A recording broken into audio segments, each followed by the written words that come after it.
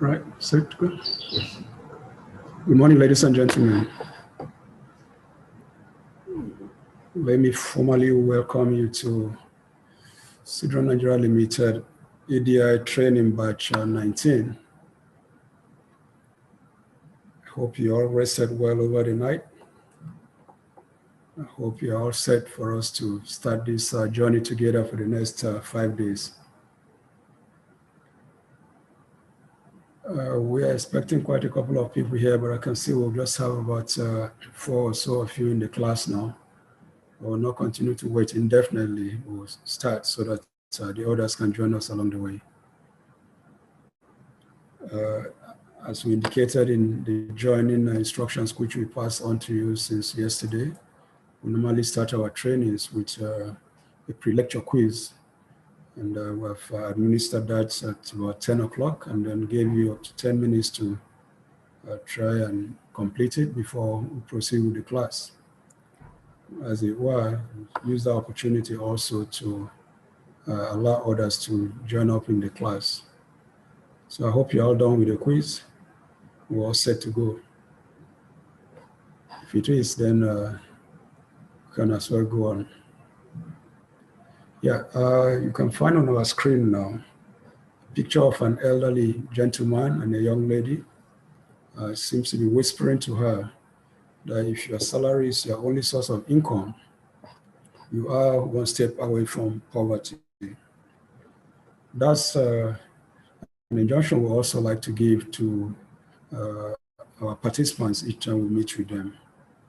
We advise them that no matter what they do, if they are in paid employment, either in the public or private sector, it's always advisable that they should have multiple streams of income, not relying on just one source of income. Because relying on one source of income might have its own setbacks. We all know what's happening in our country today. We all know the challenges of salaries. Not too long ago, the government increased the minimum wage to 30,000. But since the increment in the minimum wage, we know also what has happened. We've had situations where the pandemic, the COVID pandemic, has virtually eroded all of the benefits that accrue to it. Since then, we have seen 2 increments in the pump price of petroleum that's also eaten deep into it. And of course, we all know the effect of increments in petroleum each time it happens. It always has multiple effects, from the cost of transportation to the cost of food items in the market. The ripple effect always shows. So it's always advisable that you have something else doing so as to be able to supplement or complement whatever it is you earn in the form of salaries.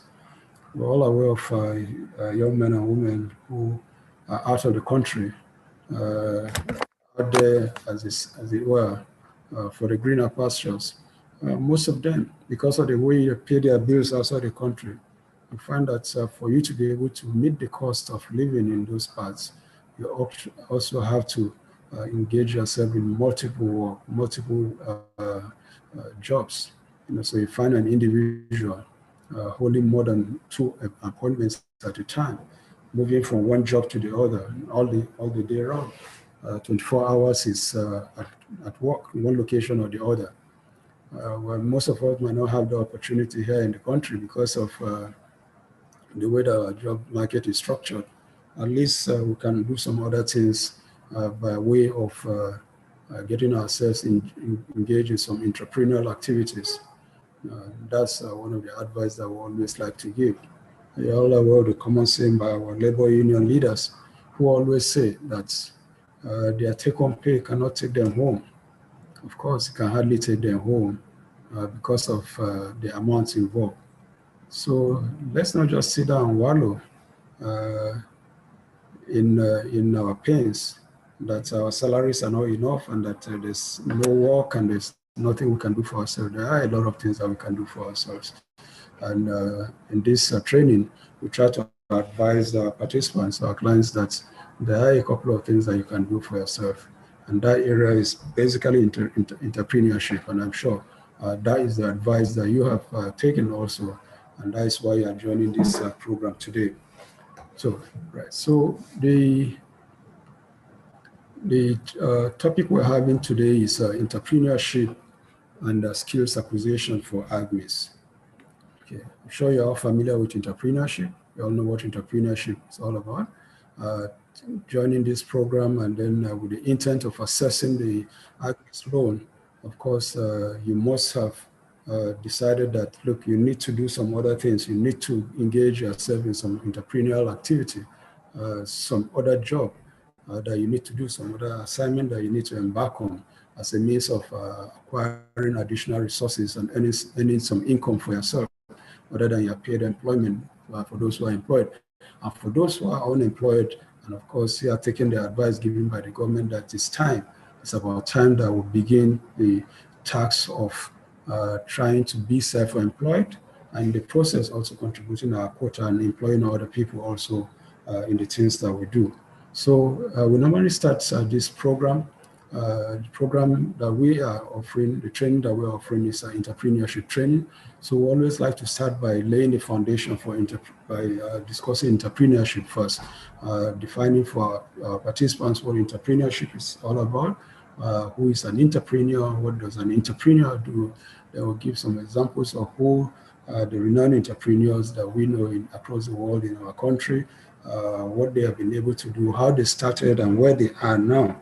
You'd be amazed to find that some of the major corporations that we have across the world today started as entrepreneurial activities, started very, very small, but today they are massive corporations with mega income, mega revenue, and that is how they all started. So try to encourage our members also that when you starting at this level, you never can tell how far it will go.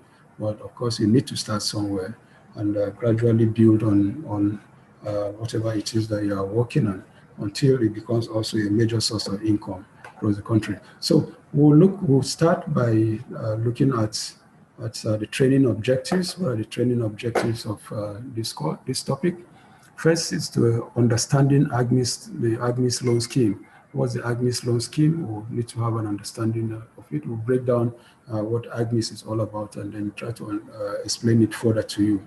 To expose participants to the objectives, the components and processes of achieving the goals of AGSMEIS. Okay, so that's a major task that we have to do. What is AGSMEIS? What are its objectives? What are its components? And what does it seek to do? What is the whole essence of AGSMEIS? Okay, to understand the concept of entrepreneurship. What to define entrepreneurship? What is entrepreneurship? Who is an entrepreneur? What does he do? And all of those things. That's basically what we'll be looking at here. To expose participants to the skills required for entrepreneurship. If you're an entrepreneur, there are certain skill sets that you require. We would like to look at those skill sets that you require in your challenge, in your task of entrepreneurship, to prepare participants for a life of entrepreneurship.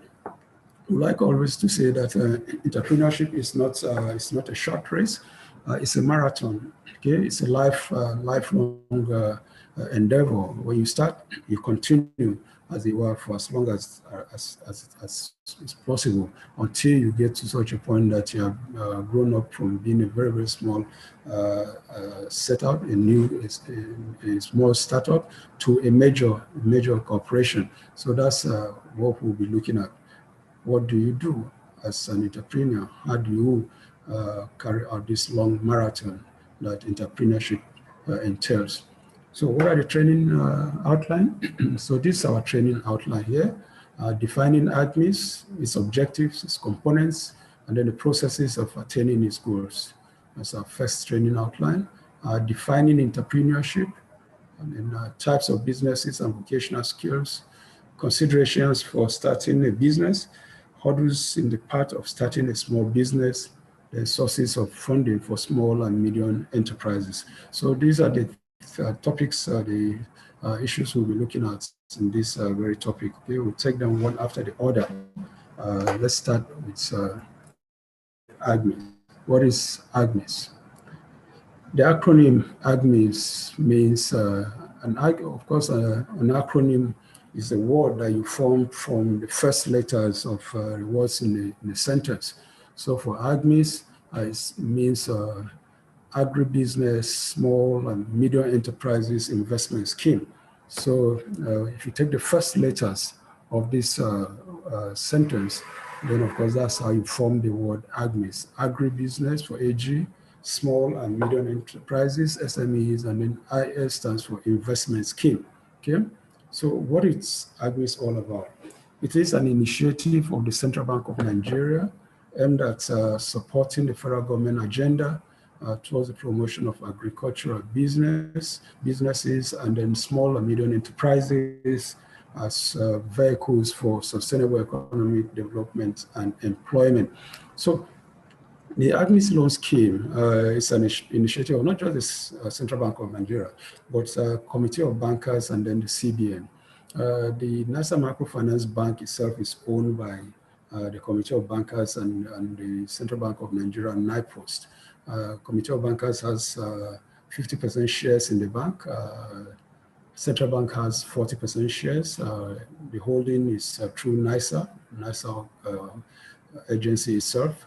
And then the 10%, NIPOST has 10%. And the 10% is through the provision of accommodation for all NISA microfinance banks in all the NIPOST that we have across the country. NIPOST has offices in the 774 local governments in the country. So in each of these NIPOST office, it's expected that we'll have a NISA microfinance bank.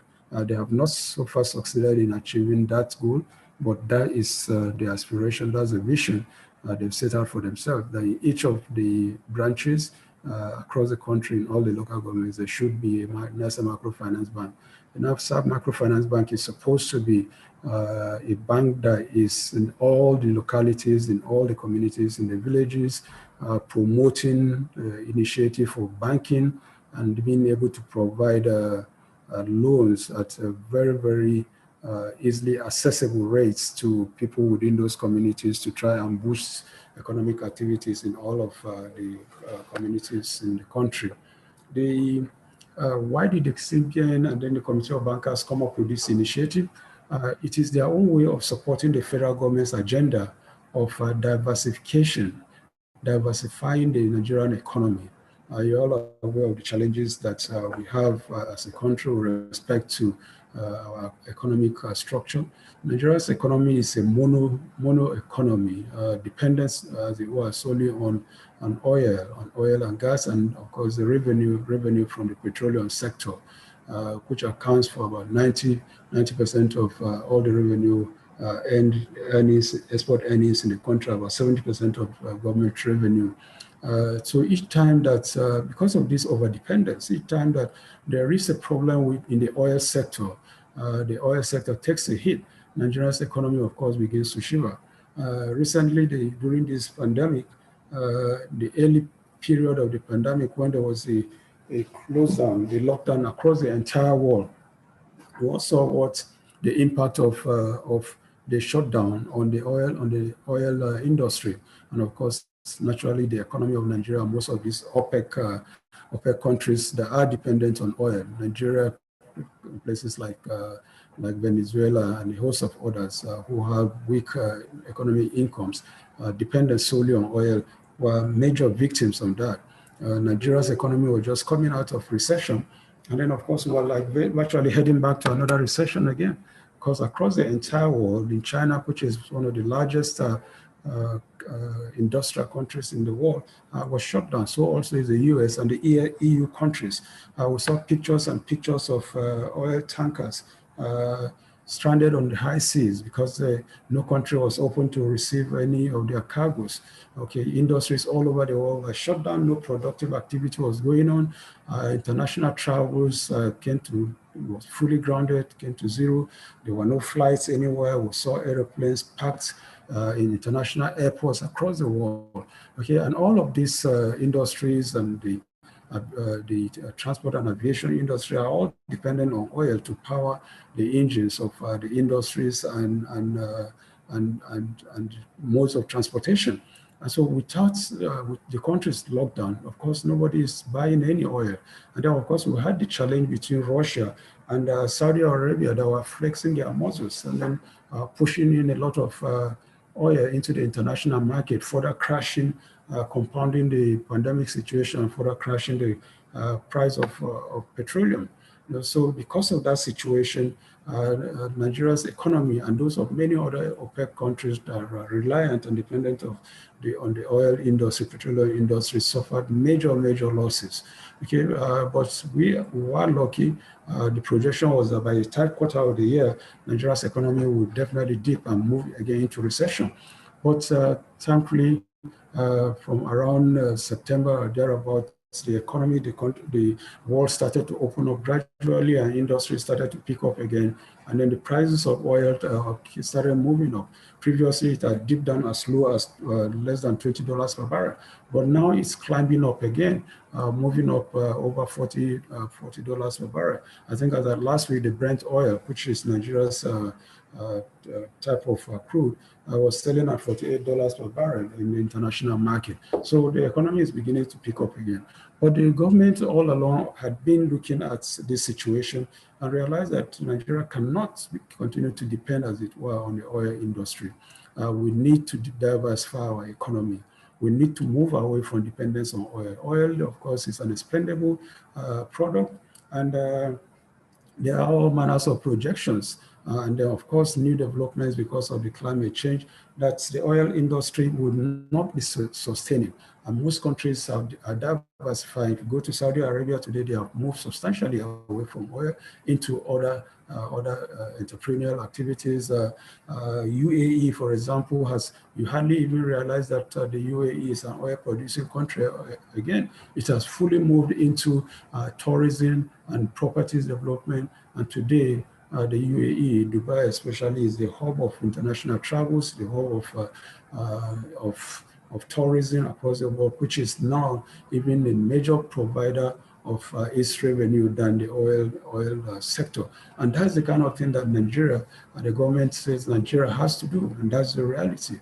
And which are the areas that the government is looking at? It's looking at the areas of agricultural businesses and then the small and medium enterprises, okay? These they see as the vehicles for economic development and then, of course, employment opportunities. Of course, one of the other reasons why the bank and Committee of Bankers and CBN also came up with this AGSMEIS loan scheme is for purposes of employment. We're all aware of the situation we have in the country today. We have so many of our young men and women who are graduating from our universities and other tertiary institutions, and then joining the labor market without any form of employment. Okay, white-collar jobs have become very scarce, and most of our young men are there working the streets, living in their families' homes and all of that without any job to do. And then compounding that is during the COVID situation, again, so many industries, organizations, banks, and business, commercial and other business enterprises are shut down. And many of them in the process of shutting down also had to lay off their staff. Government itself, as it were, has an embargo on employment. The only thing you hear happening in the public sector today is about replacement, but no full-scale employment is going on. So one of the ways that the bank thought that they can assist the government is by providing this loan facility, this AGSMEIS loan scheme, where individuals, young graduates who are not able to find employment and those who are losing their jobs will be able to access this loan facility and then be able to at least start something for themselves, start some little business for themselves, and then be self-employed. And in the process also be able to employ one or two people along the line also. So that is the whole essence and then the reason behind this AGSMEIS loan scheme. Okay, so those are some of the reasons, the initiative that led to that initiative of the agri-loan schemes. So what are the objectives of AGMEIS? First and foremost objective of the AGMEIS scheme is to ensure that small and medium enterprises, and then of course agricultural businesses also have access to finance, okay, to generate the much needed employment opportunities, which I'll just discuss, to boost the managerial capacity of agribusinesses, SMEs as pipeline for growing enterprises that can become huge corporate organizations, and then to develop the agricultural value chain and ensure sustainable agricultural practices. The very first one, ensure small and medium enterprises have access to finance. One of the major problems, challenges that startup businesses and those who are in business have is access to funds. Okay, all of you are on this program today because you want access to finance, access to funds to start your own business. You will find that you will have some very, very good ideas of how to build and then start your own business. But one of the main challenges that you're likely to find is that where do I find the money? Where do I find the money to start this business? Okay, if you approach the banks today, commercial banks, or the microfinance banks, you find that to access funds, the interest rate is excruciating. The interest rate is always very, very high. Today, to access any loan in a commercial bank, you will be required to pay interest rate at about 26%. Okay, 26% is quite high. What kind of business are you going to do to be able to repay the loan on an interest rate of about 26%? Okay, what kind of income are you likely to generate? Okay, unless for people who are going into all manners of dubious activities like fraudulent activities, drugs, and things like that, there's no way you'll be able to take any loan today for any commercial bank at 26% that you'll be able to repay comfortably and still be able to make profit. And that is why we find in Nigeria today that most commercial banks hardly give long-term loans. The only kind of loans they give are short-term loans of about 3 to 6 months where they are quick turnarounds. And that's about the only way that most businesses are able to operate. But lately, the CBN, of course, is coming out with policy initiatives insisting that banks must give out over 60% of their revenue in terms of loan to revenue ratio.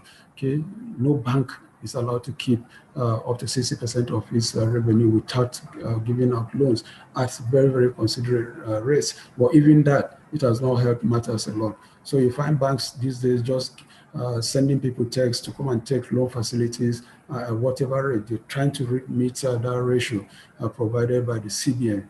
I've seen so many banks today sending text messages to people's handsets and telling them if you need loan, you just enter this code. And of course, they enter those codes and then loans are just given to them for 50,000, 500,000, so small loans like that. Okay, even if those people don't know the kind of business they want to go into, but somehow they are able to tie them down. So long as they have a banking relationship, all you need to do is provide their BVA and then they are able to give you those loans.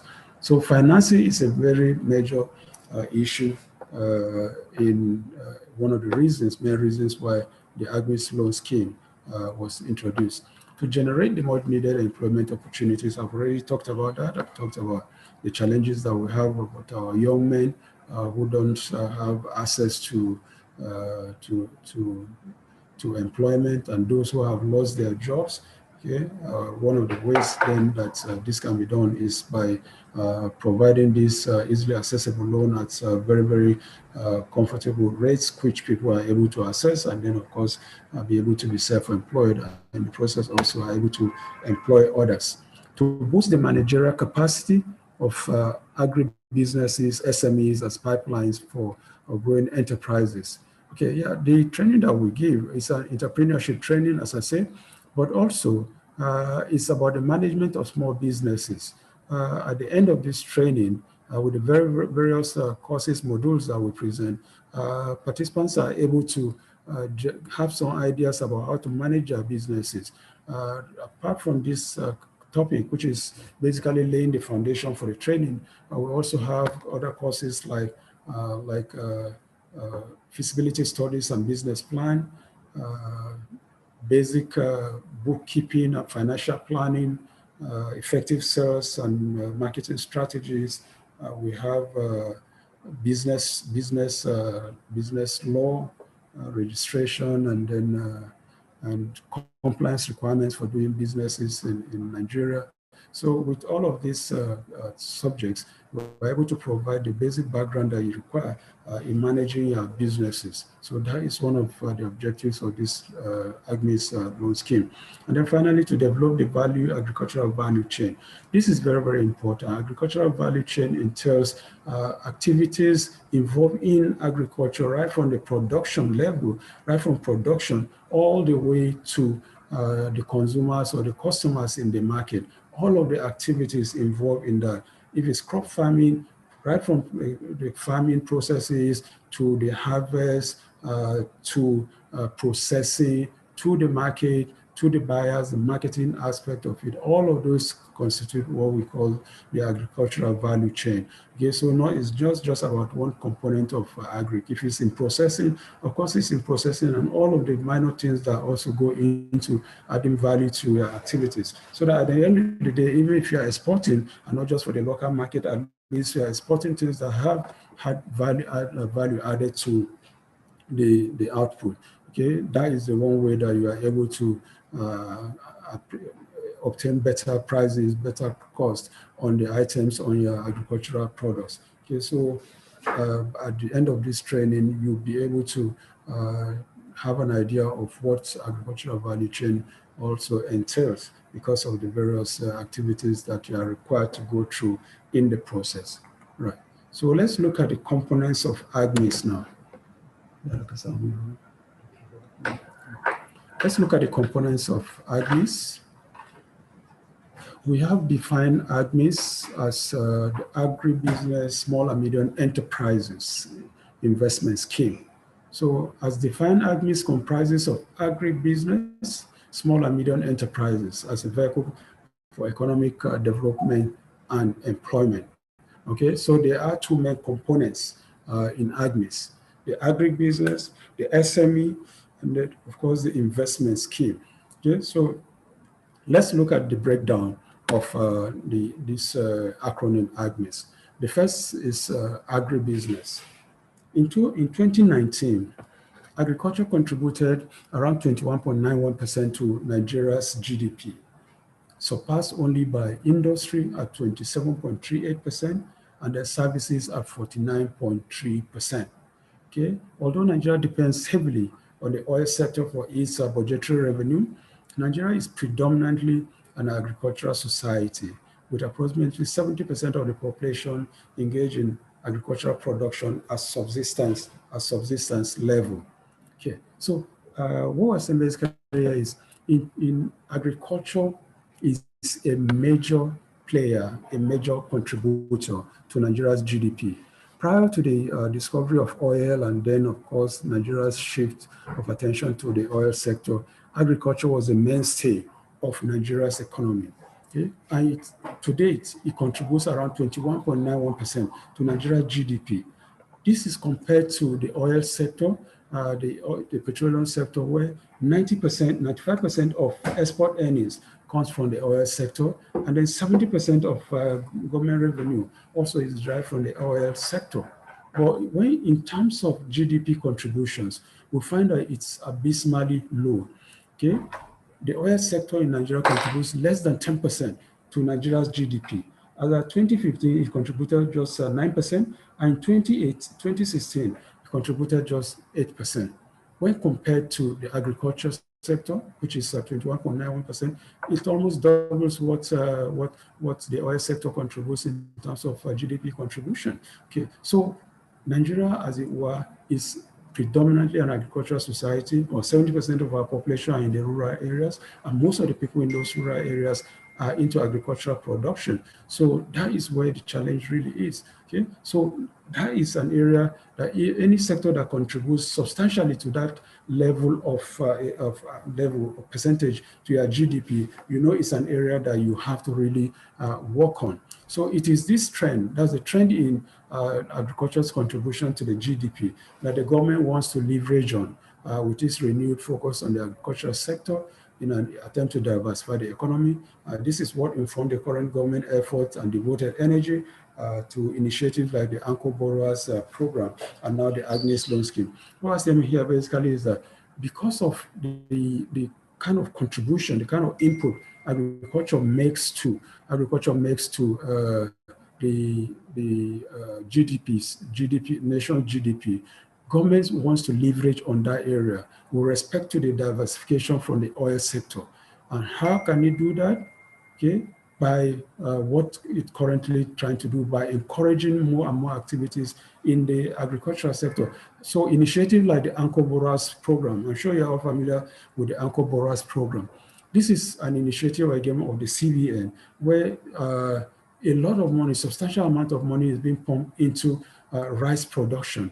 Okay, so today we see a lot of activities, a lot of investment in rice production in states like Kebbi states, in states like Anambra State, Ebonyi, Ogun, Lagos, and a host of other states across the country, Benue. So much money is going into that area. Today, Nigeria is the 8th largest producer of rice in the country and #1 producer of rice, in Africa. Okay, we all know the level of dependence that we had on rice importation in this country. Much of our revenue earnings, much of our revenue reserves, foreign exchange reserve were going into the importation of rice. Okay, so we're like boosting the economy of countries like Thailand, Burma, Myanmar, Bangladesh, Pakistan, India, and the rest of these Far East countries, while our own country, where we have all the land, we have all the human resources, we have the facilities, very fertile land, very, very well-endowed land for agricultural production, rice production was left unattended to, while boosting the economy of other countries. We were virtually the largest importer of rice from across the world. And all the kind of rice, all manners of rice were coming into this country. Some of them, as old as 10 years in their white houses, were being imported into Nigeria. The current government took a position that it had to ban the importation of rice and that we can also grow our rice and eat our rice. Today, in almost every home, most people today are eating homemade, home-produced rice, which is a very, very good thing. Okay, the only kind of rice that you see, imported rice you see in this country today are mostly smuggled rice. Okay, if not, most of the attention has gone into local rice production. And states like Kebbi that are partnering with states like Lagos in the rice brand they call Lake, leading the way. Okay, Dangote farms, for example, and many like Olan rice, Olan farms are investing heavily in rice processing. Koscharis Group are also investing heavily in rice processing in Anambra State and all across the country. Okay, more and more of these initiatives are coming on. Okay, so and that is all a function of the CBN's initiative in programs like the Anchor Borrowers Money, and now of course it's introducing the AGSMEIS loan scheme, which again is another avenue of pumping money into agribusinesses and SMEs. Okay, so that is a major contribution of the agri sector to the AGSMEIS loan scheme. Okay, this drive, that's the drive in promoting agricultural businesses, is a recognition of the contribution of agriculture to economic growth and development in providing food for the expanding population, increasing the demand for industrial products, providing local foreign exchange earnings for import of capital goods, increasing social income, in providing employment, and then improving the welfare of citizens.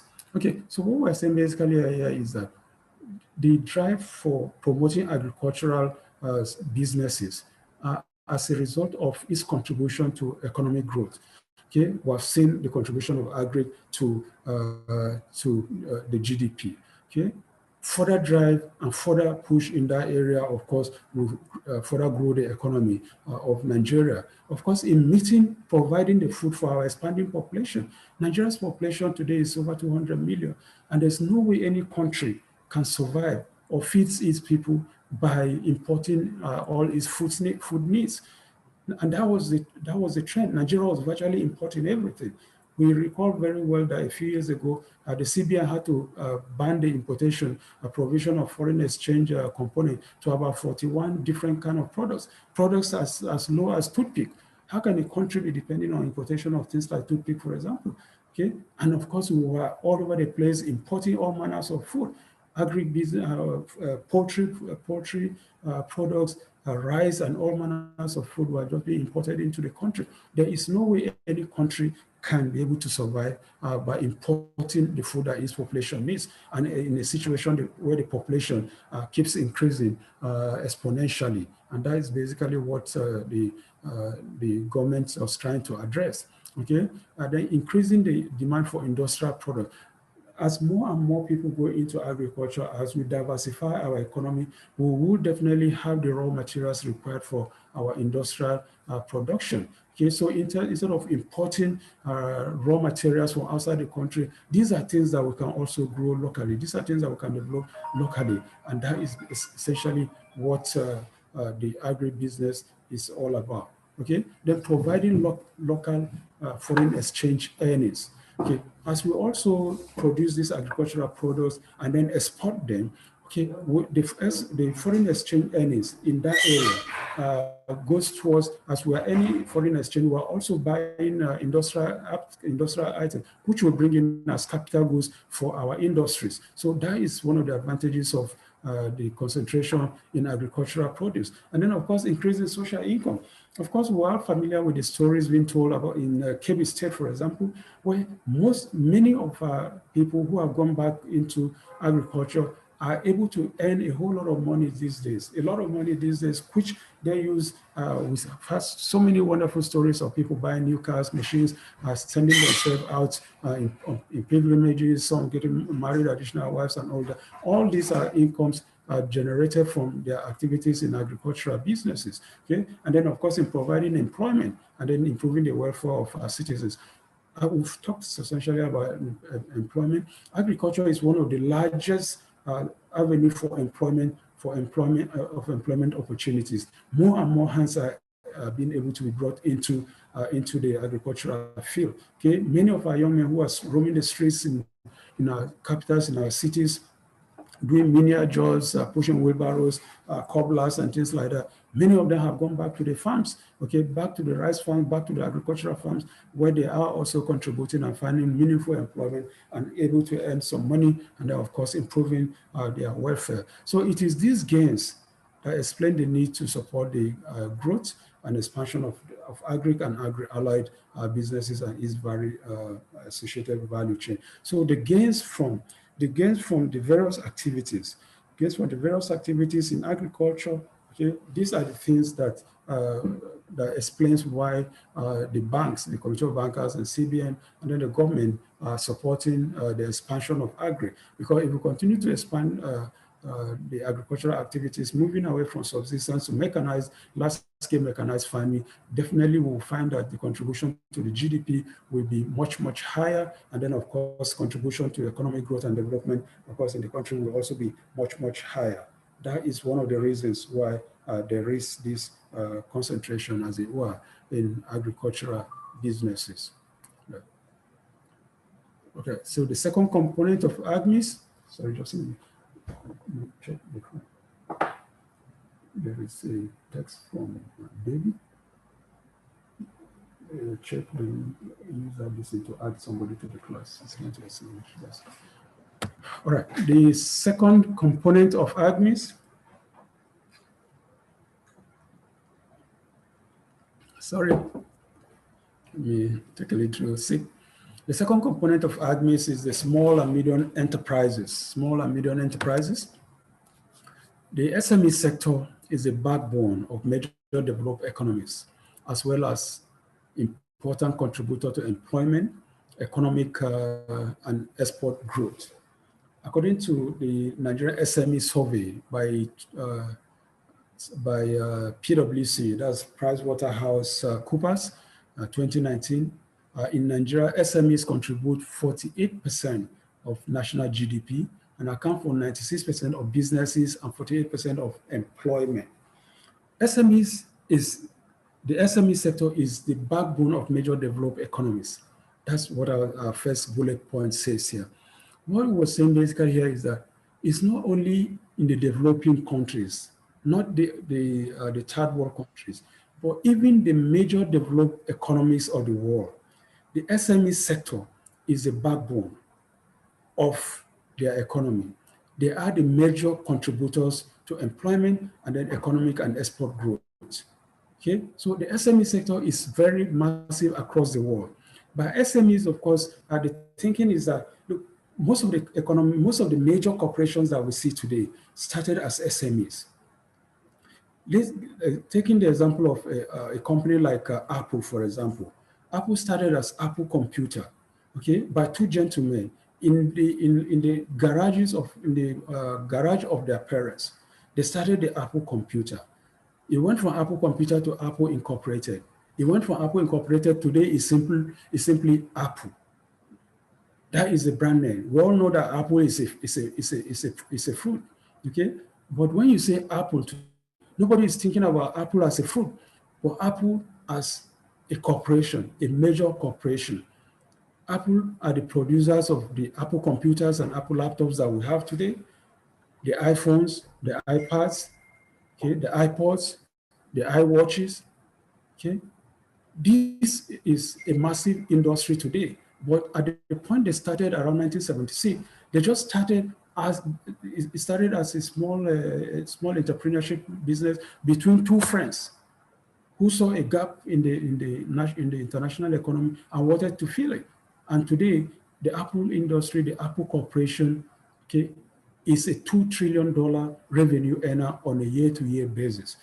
Nigeria as a whole, our total revenue per annum is about $448 billion, compared to just Apple, just one company with its various products, raking in over $2 trillion, which is a major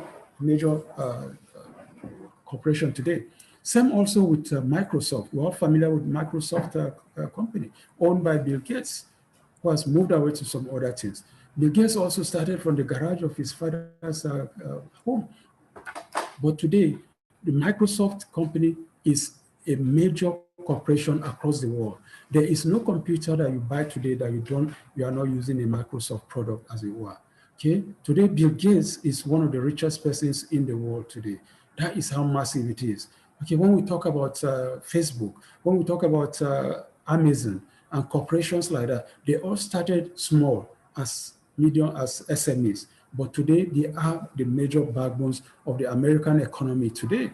Okay, they are major contributors to employment, not just in the US, but across the entire world.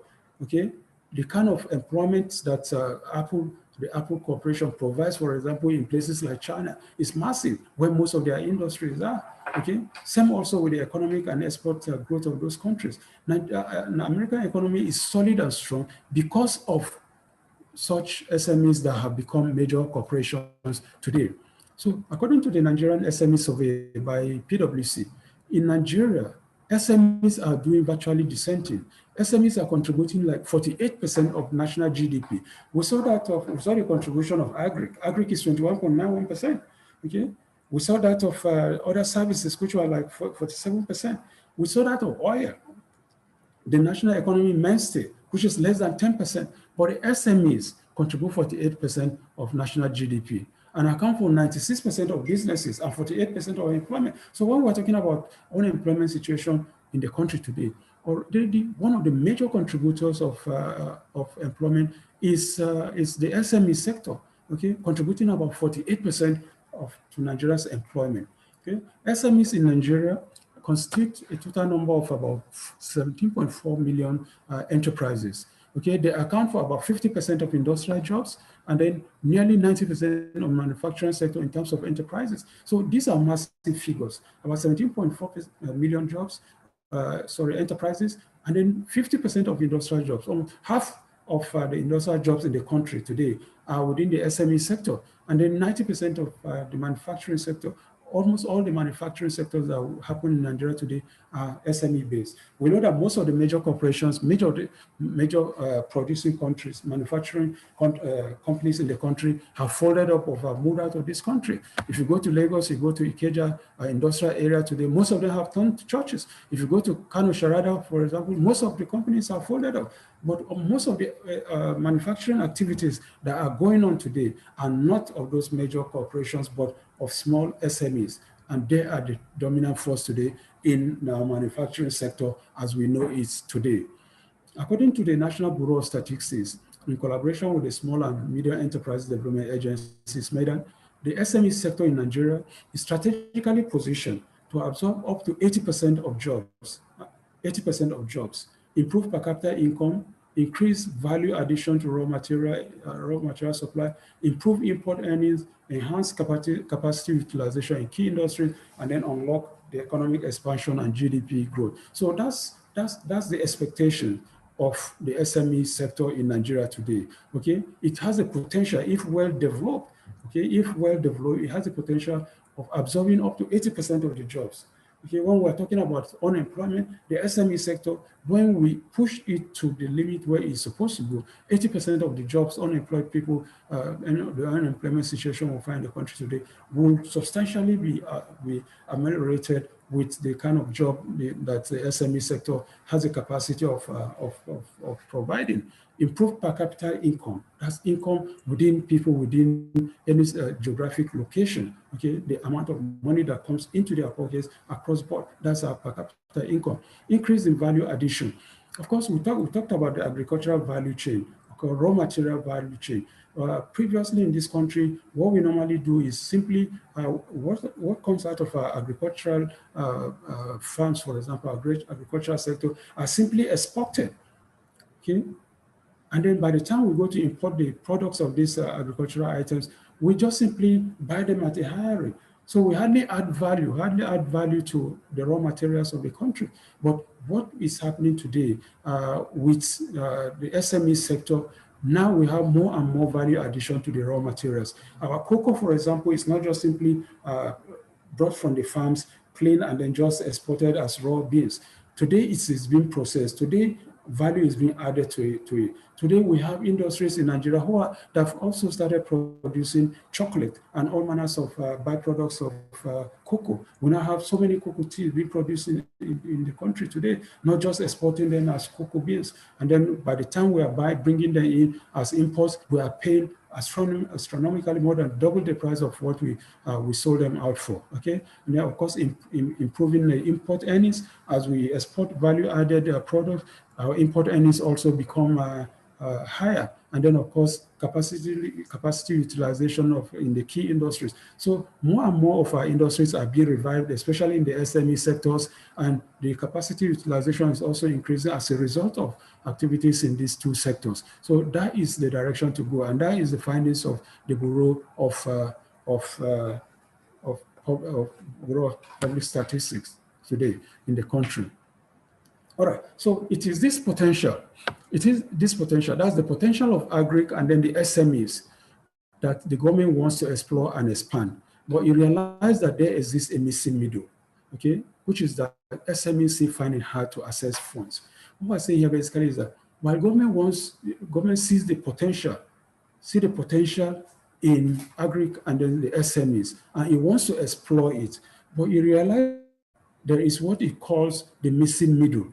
And this missing middle is access to funds.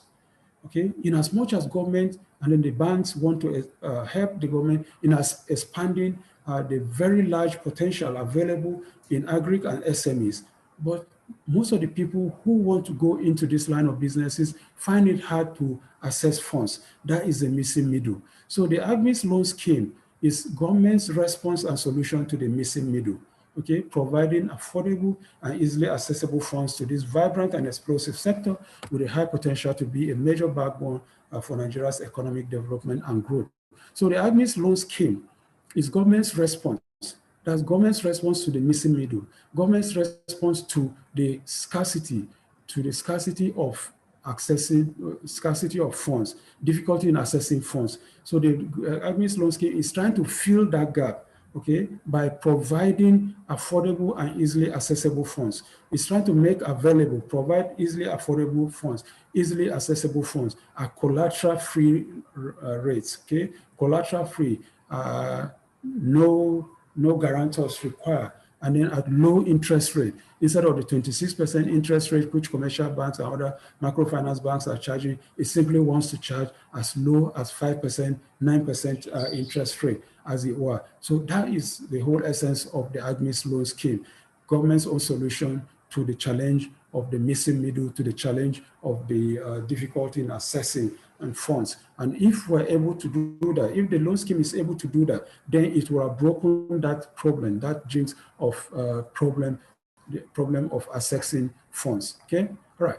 So we have finished the introductory comments on AGSMEIS, what it entails, defining it, its objectives, its components. So now we'll be moving to the entrepreneurship component of it. But before we do that, we'll open the class so that if there are any questions, anybody has any questions to ask, we can take the questions, and then before we proceed.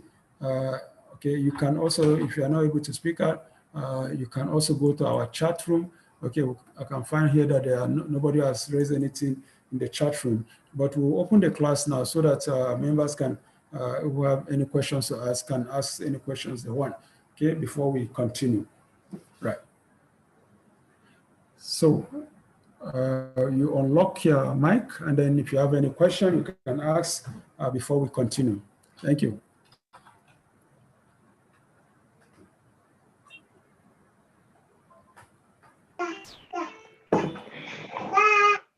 Any question? The guy with the ITEL A32F, we don't have your name. If you can write your name so that we identify you. Okay. That's Solomon. Solomon. Yes. All right. Solomon. Let's have his name there. You have any questions, Solomon? Well, so far, so good. The class has been really self-explanatory. Maybe as we go forward, I will definitely expand on it. All right, Solomon. Thank you. Abubakar Sadiq, do you have any question? Bilkisu, because I can see Well, my question is about the last part of the acronym. All right. I think, investment scheme. You didn't throw any light on that. Sorry, on what? Investment scheme, the last part of the acronym. Oh, the investment scheme. Yes. Well, the entire discussion is about the investment scheme. It's about AGSMEIS. The agri and SMEs, those are the two essential things there. So the investment scheme component of it is what the government or what the banks are trying to do to improve those two sectors. That's the main thing, really.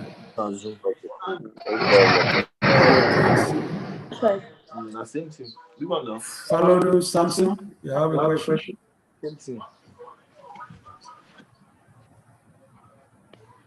Yeah, follow them. Yeah, so far so good. Everything is clear. All right. Thank you. So we'll now go back. And there are no questions. We'll go back and then continue with the class.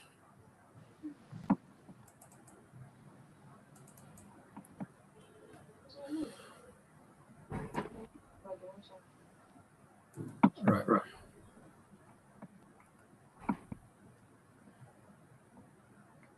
Right. So, entrepreneurship. What is entrepreneurship?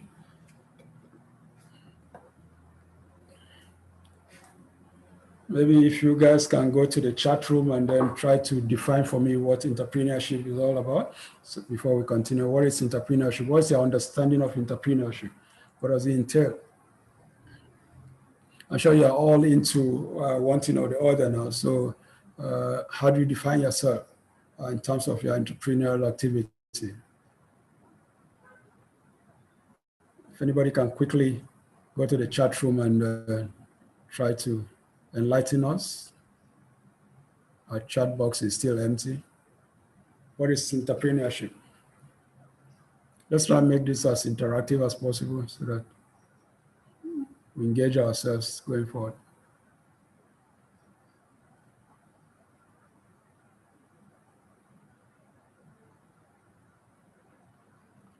Entrepreneurship. No response coming. All right, so let's go on. What is entrepreneurship?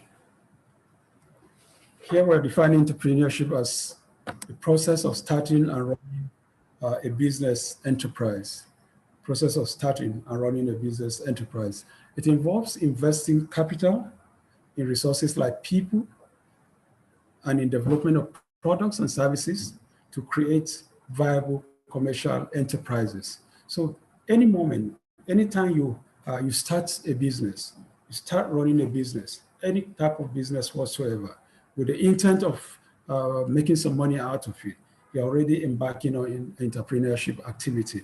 Okay, each time you invest your capital, your money, okay, in resources like people, when we define labor, we say labor also includes not just the hard labor that I know, but in people and then in products. That's labor is defined in terms of capital and then people. So each time you invest capital, that's money in people, okay, in order to develop products and services and then to create a viable commercial enterprise, you are already indulging in an entrepreneurial activity.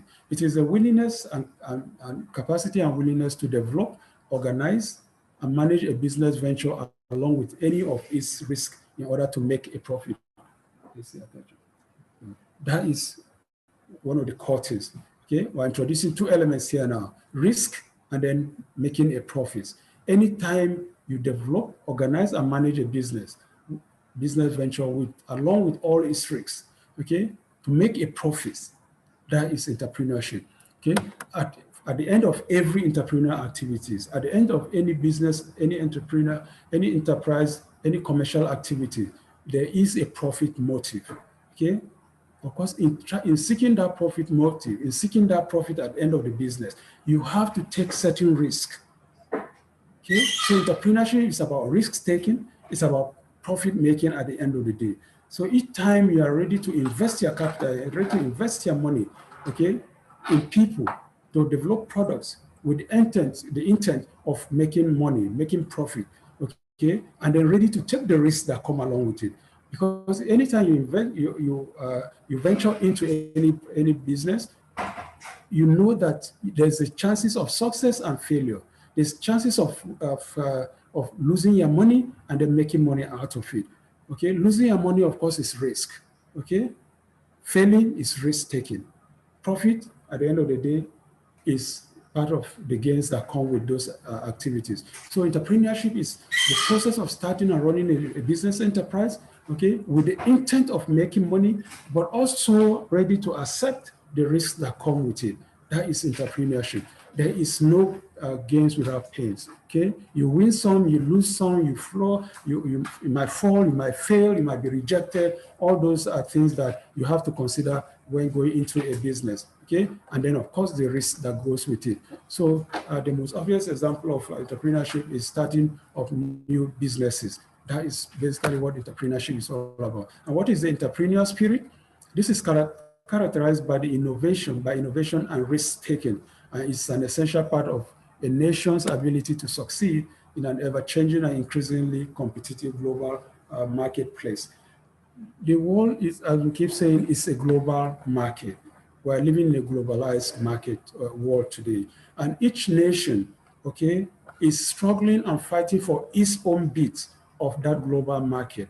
Okay, the Americans and Chinese today, the rivalry between the Americans and the Chinese today is because of that fight for that global marketplace. The Chinese are asserting themselves more and more. Africa has been rejected, been neglected, and then the Chinese are moving into Africa today. And what are they bringing in? They are bringing in massive infrastructural developments in the areas of airport development, for example, resuscitating rail track development. Okay, building up industries for African countries, are contributing to the major international organizations like the AU headquarters in Addis Ababa, which were built for them, and a whole lot of other countries across Africa.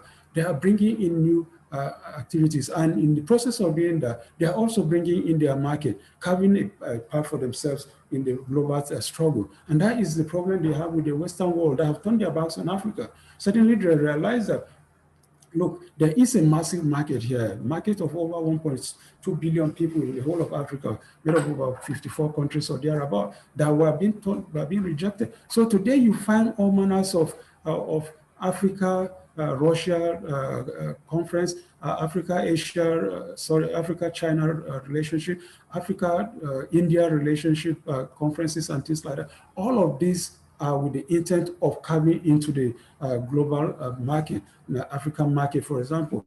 Nigeria also is not left out. Today we have many of our businessmen, Dangote, for example, who has his factories in almost over 12 African countries where he's producing cement and a whole lot of his other commodities. And it's happening across Africa today. Globacom, for example, Globacom is also making inroads in countries in the West African coast, in Ghana and places like that. And of course, these are all struggles to make a little bit of that market, or to cover their own niche, cover their own corners in this global marketplace, okay, competing with international businesses across borders. That is what the entrepreneurial spirit is all about. It's about innovation. It's about risk-taking.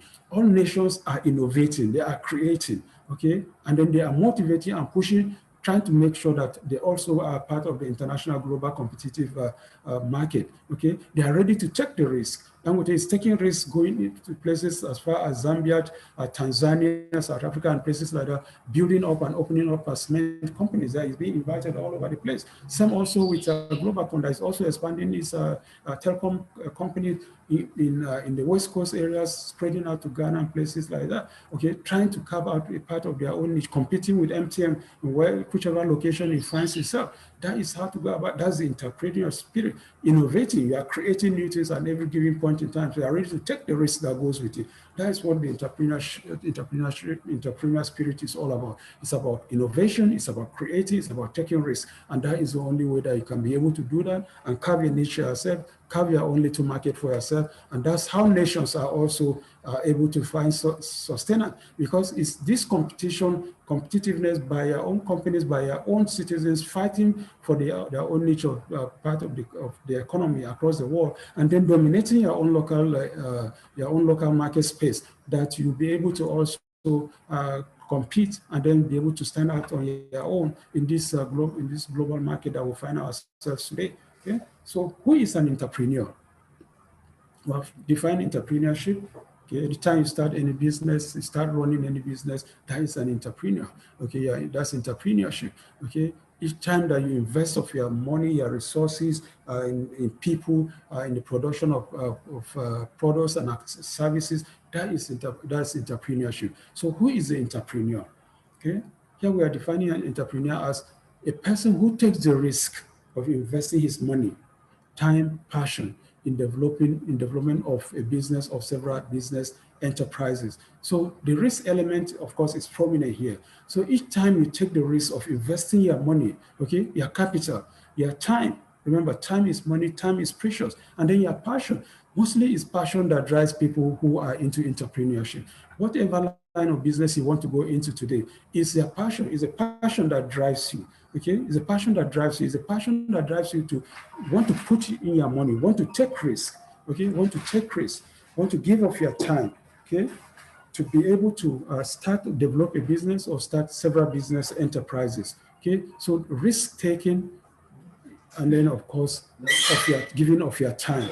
That is what an entrepreneur does. Okay, he's ready to take risks, he's ready to invest his money, reinvest his time in that activity to be able to come out and produce something. That is an entrepreneur.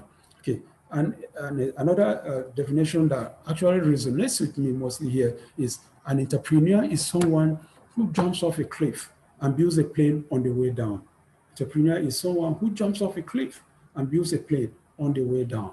Okay, that's the definition by Reid Hoffman. Okay, here again we are seeing the risk element here. We all know what a cliff is like. We know how deep a cliff is always down the river, okay? They always, the likelihood that there's a very deep river somewhere flowing below the reef, okay? So literally anybody who is ready to take that risk of jumping up blindly off a cliff, going down the river is an entrepreneur. And at the end, in the process of coming down, okay, it comes out with a product, okay? So literally, yeah, an entrepreneur is someone who wants to take the risk of going blindly into something that he has a passion for, and at the end of it, he has a product to show for the risks he has taken, okay? So in this instance here, Hoffman is saying, by the time the entrepreneur jumps off a cliff, at the end of it all, he ends up building a plane on the way down. Deep for me, okay, on our screen now, we can see the Wright brothers and their aeroplane. There for me typifies the definition of Reid Hoffman, okay, of an entrepreneur who jumps off a cliff and at the end of it is able to build a plane.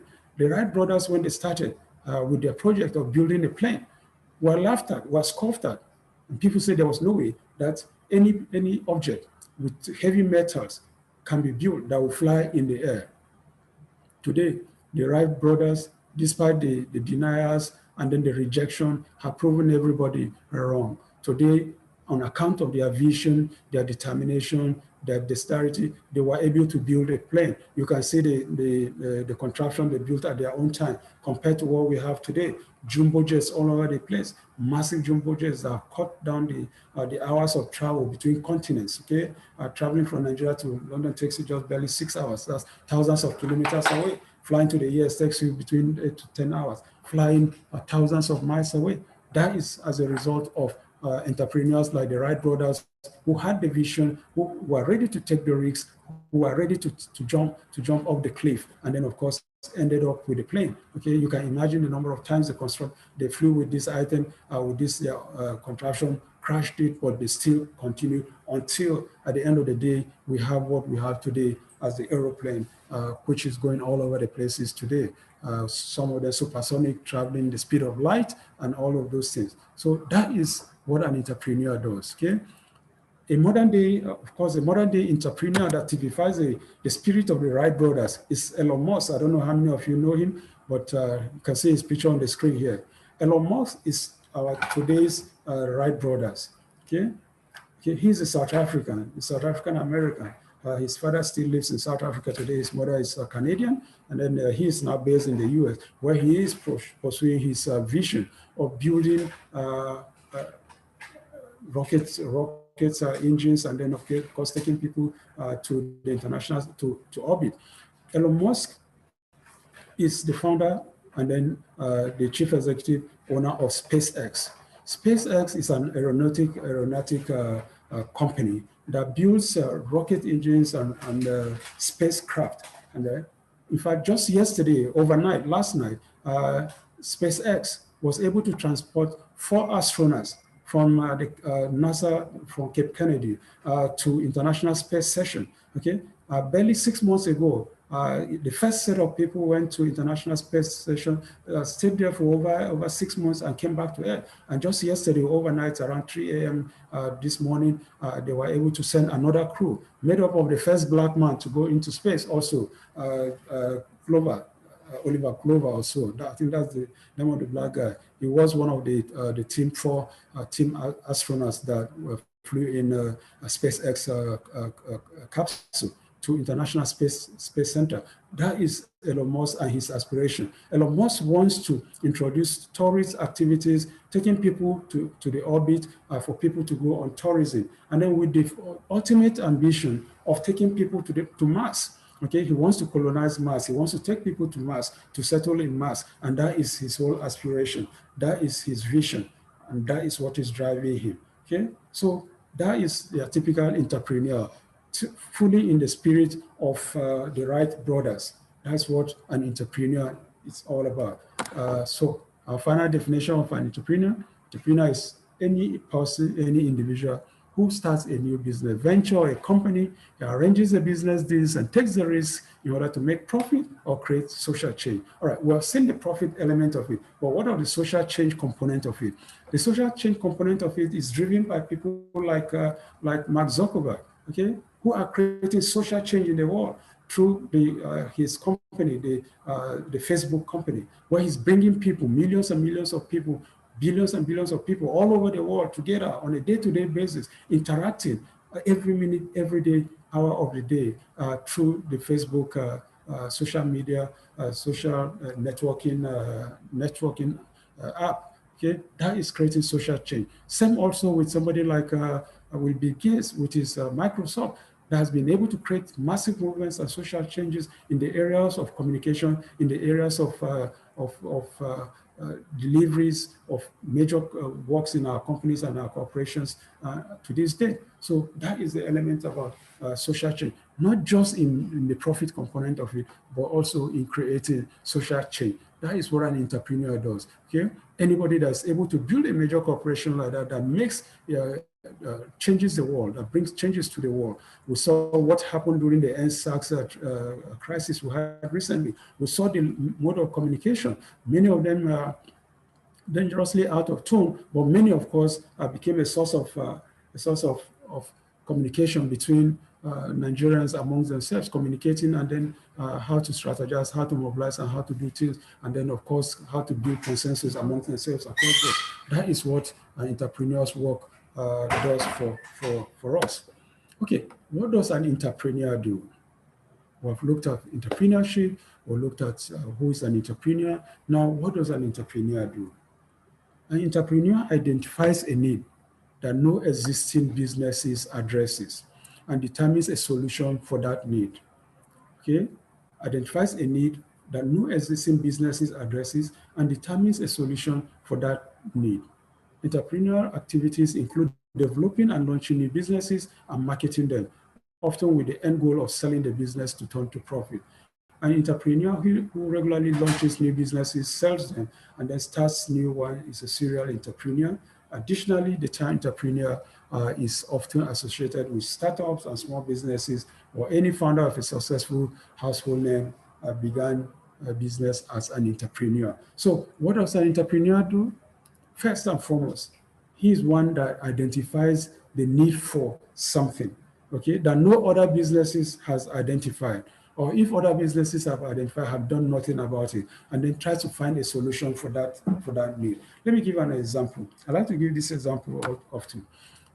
You come into a community, okay, and find that people within that community draw their water, all their water, for drinking, for bathing, for washing, everything from a stream.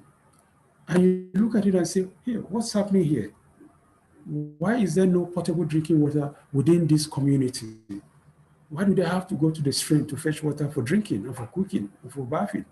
Okay, of course, you know that all the challenges that go with it, with the disease elements that are likely to come out, the infections and all of those things, and then of course the rate of infection that might be prevalent in that area, and then the hospital admissions and all of those things. And then you decide that, look, I can provide a solution. You decide to dig a borehole within that community, and then do one of two things. Either provide tap heads where people can come and then fetch water for as little as 10 naira per bucket, or you decide to dig a borehole and then produce sachet water or bottled water and sell to the people within that community.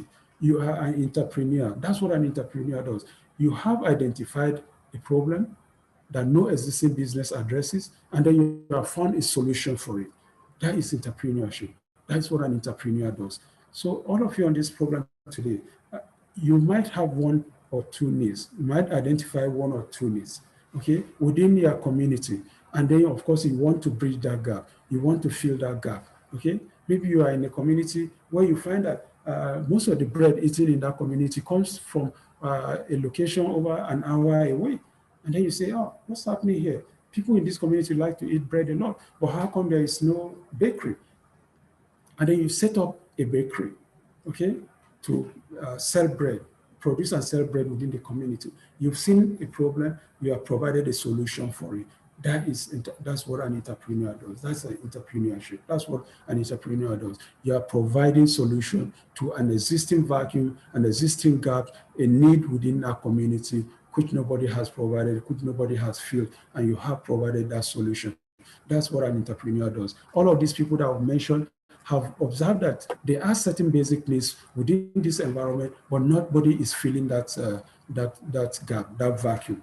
Okay, and they have come out to provide that vacuum. If you look at the stories of Steve Jobs and his friend Steve Wozniak with the Apple Corporation. Okay, if you look at Bill Gates with the Apple Corporation, with the Microsoft company, all these are people who have noticed gaps and they have provided solution to fill the gap. That is what an entrepreneur does. Okay, let's look at some examples of successful entrepreneurs. Of course, I've been mentioning Steve Jobs all along. I just mentioned him. Steve Jobs is the late tech leader who started the Apple computer in the garage of his parents' home with his friend Steve Wozniak. You know, they grew it to be a dominant tablet and smartphone and computer company that it is today. Okay, I gave the example of how they started in the garage. Okay, building the Apple from Apple computer to what it is today, just Apple. Okay, today the Apple Corporation is $1 trillion, $2 trillion revenue earning company. Okay, but it started from the garage as a small entrepreneur activity. Bill Gates is the creator of Microsoft and founder and creator of Microsoft. Today, he's one of the world's wealthiest persons, individuals. Okay, he started the software also when he noticed at his time that computing was a massive venture. The only computers that we had then were those by IBM. Okay, the mainframe computers, and those ones occupied the whole floor, whole rooms in a company. Okay, and then of course their computing activities were slow and were not meeting the demands of the day for people who wanted things to do very quick, and of course limited to very few corporations. Okay, then it was typewriters and electric typewriters were prevalent all over the world offices. And Bill Gates saw the need for microcomputers. Okay, and he had a vision that within a decade he wants a computer on the desks of every office and every home across America. Okay, when he approached IBM machine and told them that, look, this is his vision and this is what he wants to do, I wanted to collaborate with them, they turned him down and rejected him. But today, we know what has happened. Today, there are microcomputers on every desk.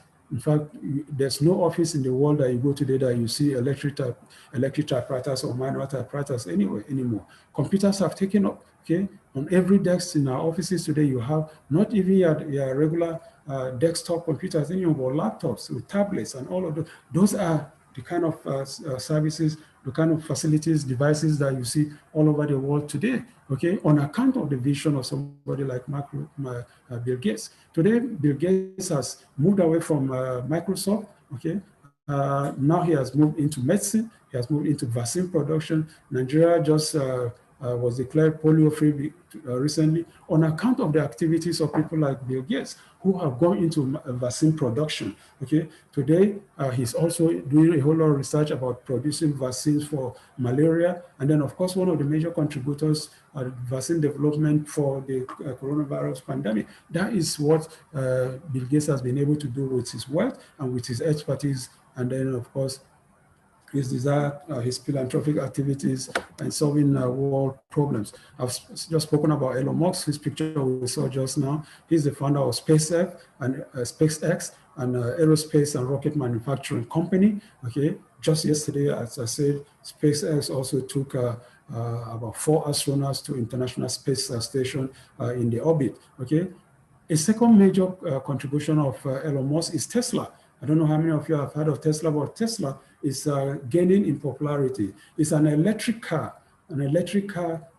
which is being produced in the US by Elon Musk company, okay? Tesla is all over China today because these are the responses, of course, to the climate change challenge that we have across the world today. Carbon emission, okay? Carbon monoxide all over the atmosphere.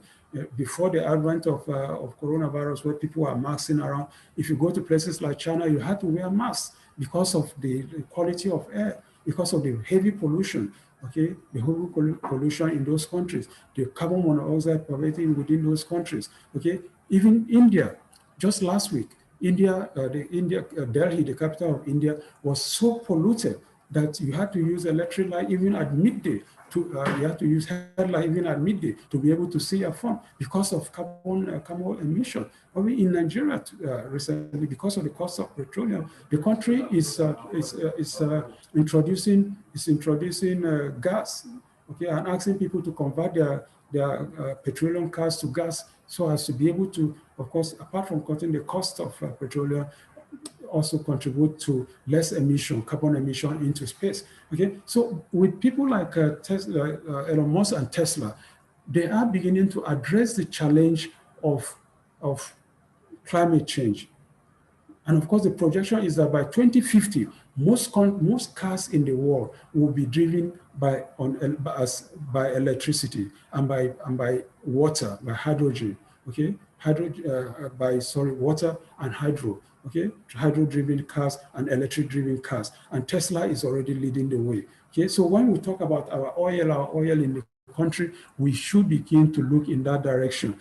That in the next 30 years or thereabout, most cars in the world will be driven on electricity or water. And that is the work of people, entrepreneurs, who are already seeing into the future, who are providing solutions to challenges they find in the society, who are noticing the cry across the world about ozone layer depletion, and then of course the climate change, the warming of the earth, and then the melting of the ice from the Antarctica and places like that. So all these are responses to the problems of climate change.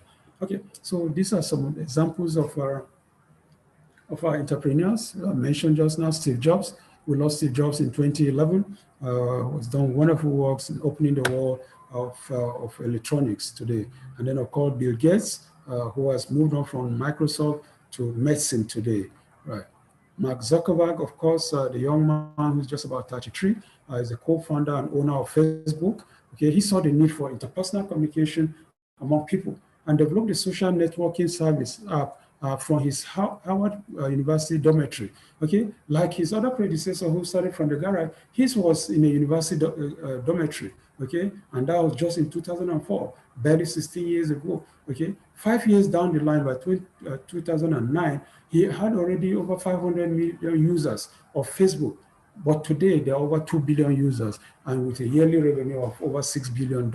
So that's how massive these things are. Nigeria's yearly revenue recently was just about $4.6 billion compared to just one individual company, okay? Facebook, $6 billion in revenue per annum. So you can see the difference. If we're able to have, if those of you who are trying to access this fund go into entrepreneurship activities today and then build their companies to this kind of major corporation, you can, of course, know the kind of standard Nigeria will have in terms of its economic position. If individual companies are able to rake in up to $6 billion per annum, $2 trillion per annum, you know, of course, that your country's economy is well rooted. So that's why we're trying to encourage more and more for people to go into entrepreneurship activities. So here are Nigeria's examples of our entrepreneurs. Massive major names, of course, have Tony Elumelu, Adenuga, Dangote, Otedola, Madam Awoshika, all of them in their own rights, doing wonderful things in their own rights. Tony Elumelu made a fortune in the banking industry. Adenuga, of course, we know in oil and gas, and then the telecom, Dangote, Otedola, and all of that. They are in their own individual rights, massive entrepreneurs in the Nigerian context. Aliko Dangote, we're all familiar with his story. Okay, how he used his pocket money to buy sweet and sell when he was in primary school, how later in life he took a loan of $500,000 from his uncle to finance his business. Today, Dangote is Africa's richest man with vast interests in cement, in sugar, oil and gas, and a host of other businesses. That is Dangote for you. Okay, that's how he started as an entrepreneur, starting small, growing up to be what he is today. Tony Elumelu, of course, made his fortune, as I said, in banking and is building and empowering new entrepreneurs across Africa. We all hear the story of Tony Elumelu on a year-to-year basis. But for this year, 2020, of course, we all know it's a peculiar year. No? But if not, on a year-to-year basis, Tony Elumelu has taken it upon himself to support and then build and encourage and mentor young entrepreneurs. No? On a yearly basis, he brings close to about 2,000 young entrepreneurs to various African cities in Nigeria and across Africa, where he provides them mentoring, provides them financial support from about $5,000 to about $20,000 to go into their various lines of business activities, business interests, okay, to start building from there. And many have come back on during each year's conference to tell the story of what they are doing with the seed money given to them by Tony Elumelu. And the hope is that in the next 10, 20 years, the products, the graduates from Tony Elumelu's foundation and business venture will be tomorrow's entrepreneurs that will be celebrating in Nigeria and across Africa. All right, so we have the picture on our screen. We have the picture of another young gentleman. Okay, I don't know how many of you have encountered him or know him, but he is Nnamdi Ezebo. Okay, I'm not sure many of you have heard his name, but many of you are using his services. He is the founder and CEO of Slot Nigeria Limited, and then the co-founder of Techno and Infinix phone brands, one of the fastest selling mobile phones in Nigeria. That's Ezebo for you. Okay, Ezebo's story is the typical Nigerian graduate story. Okay, after finishing his service in 1996, he went around searching for white-collar jobs but couldn't find any. So what did he decide to do? He decided to join a computer repair shop as an apprentice and eventually settled down as a computer repairer after qualifying. Okay? From there, he migrated to selling computers and eventually cell phones. In the course of doing that, he noticed that most Nigerians who come to his shop to buy cell phones have like 2 or 3 cell phones, each with different SIMs of different networks. And then he thought about it. I said, instead of people carrying so many handsets, why can't we just create a cell phone with 2 SIM cards? Okay, and then of course that easy. Instead of carrying 2, you just have 1, and then of course you're able to use them alternatively. Okay, so if a call comes to one, it picks. It calls to the other, it picks, which is the best way to go about it. Okay, so he approached Nokia phone. But Nokia said, no, we'll rather, instead of building a phone with dual SIM card, we'll rather concentrate on building more of our phones with single SIMs and selling more. Okay, of course, it made more economic sense to them because with 1 SIM card, you have people buying more of your phones. Okay, but Tony was not deterred. He moved on and met a young Chinese guy who had just left his job with a cell phone company. And then, of course, presented his idea, and the guy bought into it. Okay, so as I say, that is all a lot of water behind as parts under the bridge. Today, they started this company and started producing Techno, and then of course subsequently Infinix cell phones. And today, Techno and Infinix are some of the highest, best-selling, fastest-selling cell phones in Nigeria. There are also smartphones in the traditions of iPhone and Samsung and the rest of those phones, providing similar services, but at a much cheaper rate than those 2 brands. So that is what an entrepreneur does, okay? Nnamdi saw the challenge of people with so many handsets and decided, look, there's something we can do about this, and then decided to bridge the gap. Okay? That is the typical entrepreneur's activity. And today we have the Techno cell phone.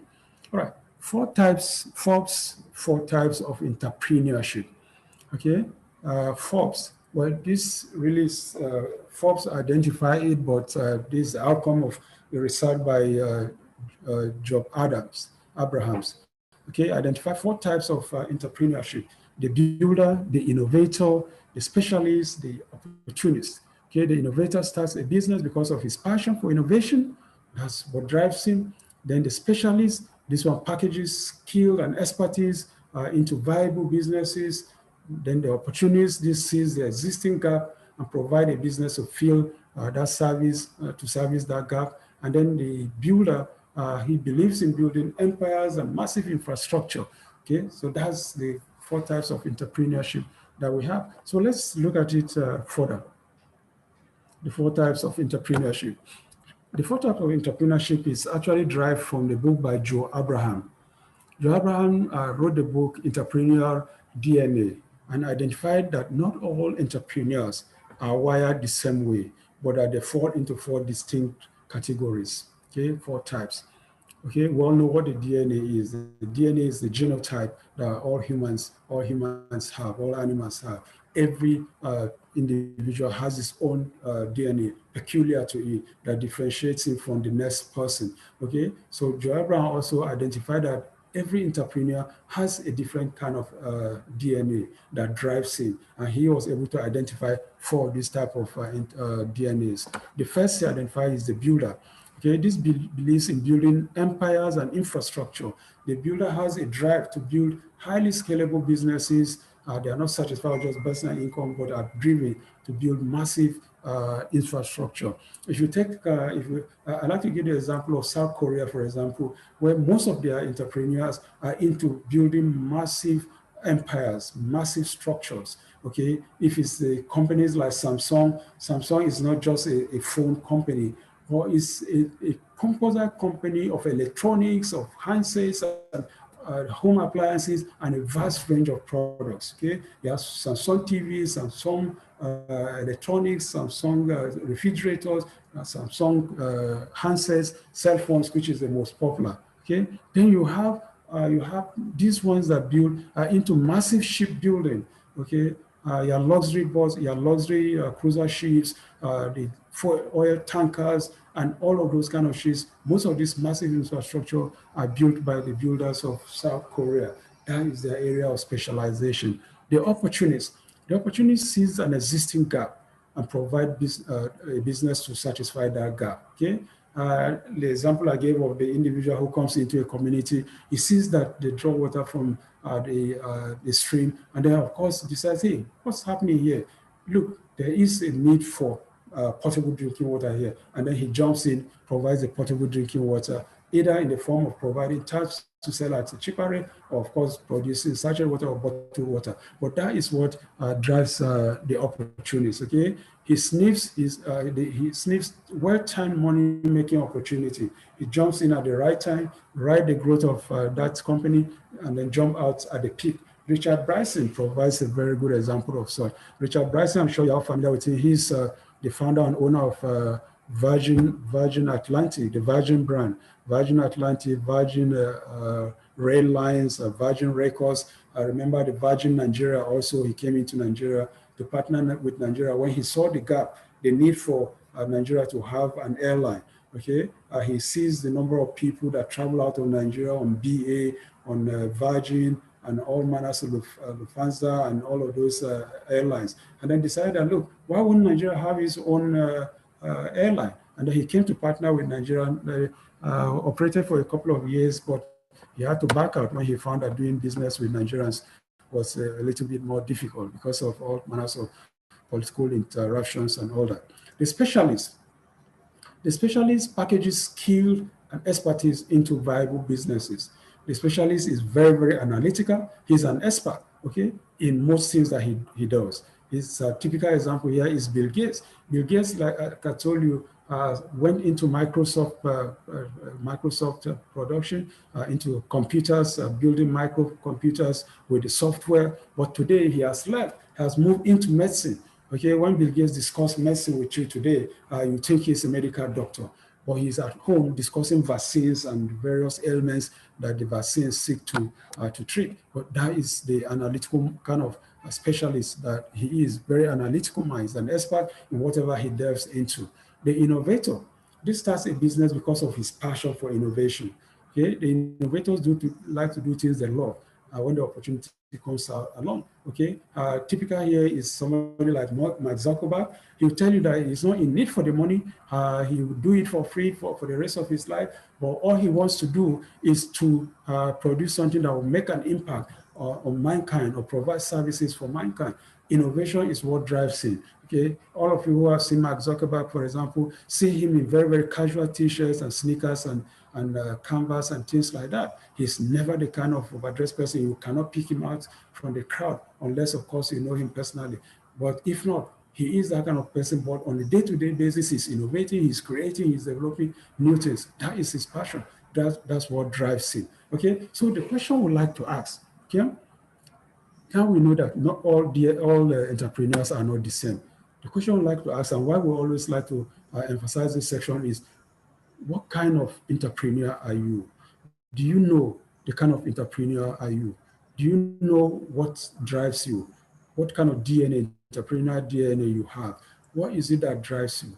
Okay, your understanding of what drives you, the kind of DNA that drives you, helps a lot, helps you with the kind of business that you go into. It helps you with how you select your business, with the strategy, with the team that you put together, okay? So entrepreneurship is about knowing yourself, identifying what drives you. Are you an innovator? Are you a builder? Are you a specialist? Are you an opportunist? What is it that you are? Okay, identifying your DNA helps you with the kind of business that you are most likely going to choose, and then the strategy that you use in pursuing that business, and then the kind of people that you surround yourself with to achieve your goals. Okay, so that is what entrepreneurship is all about. Types of businesses.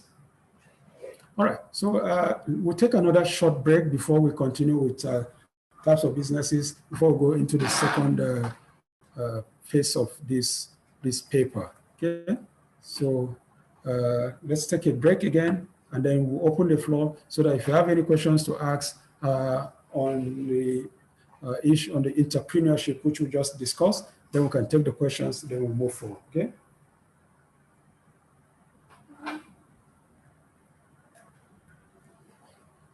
Right, so open the class for us.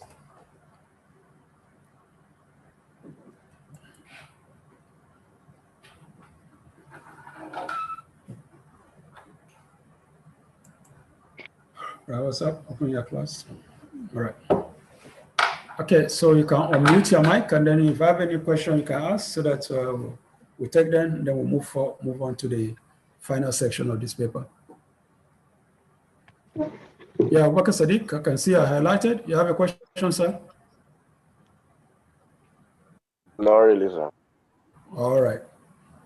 Any questions? Follow to Samson, Bilkisu. Everything is clear, sir. All right. It's clear, sir. All right, thank you, Bilkisu. Amarachi, you're just joining us. I hope you are with us. Yes, All right, any questions? no. All right, thank you. All right, so we'll continue then.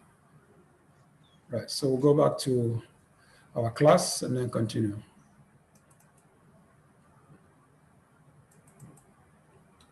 All right, so types of businesses for consideration. I know that most of you already have made up your mind the kind of business you want to go into. So as it were, you maybe already decided, but what we'll try to do here, we'll provide you with various types of businesses.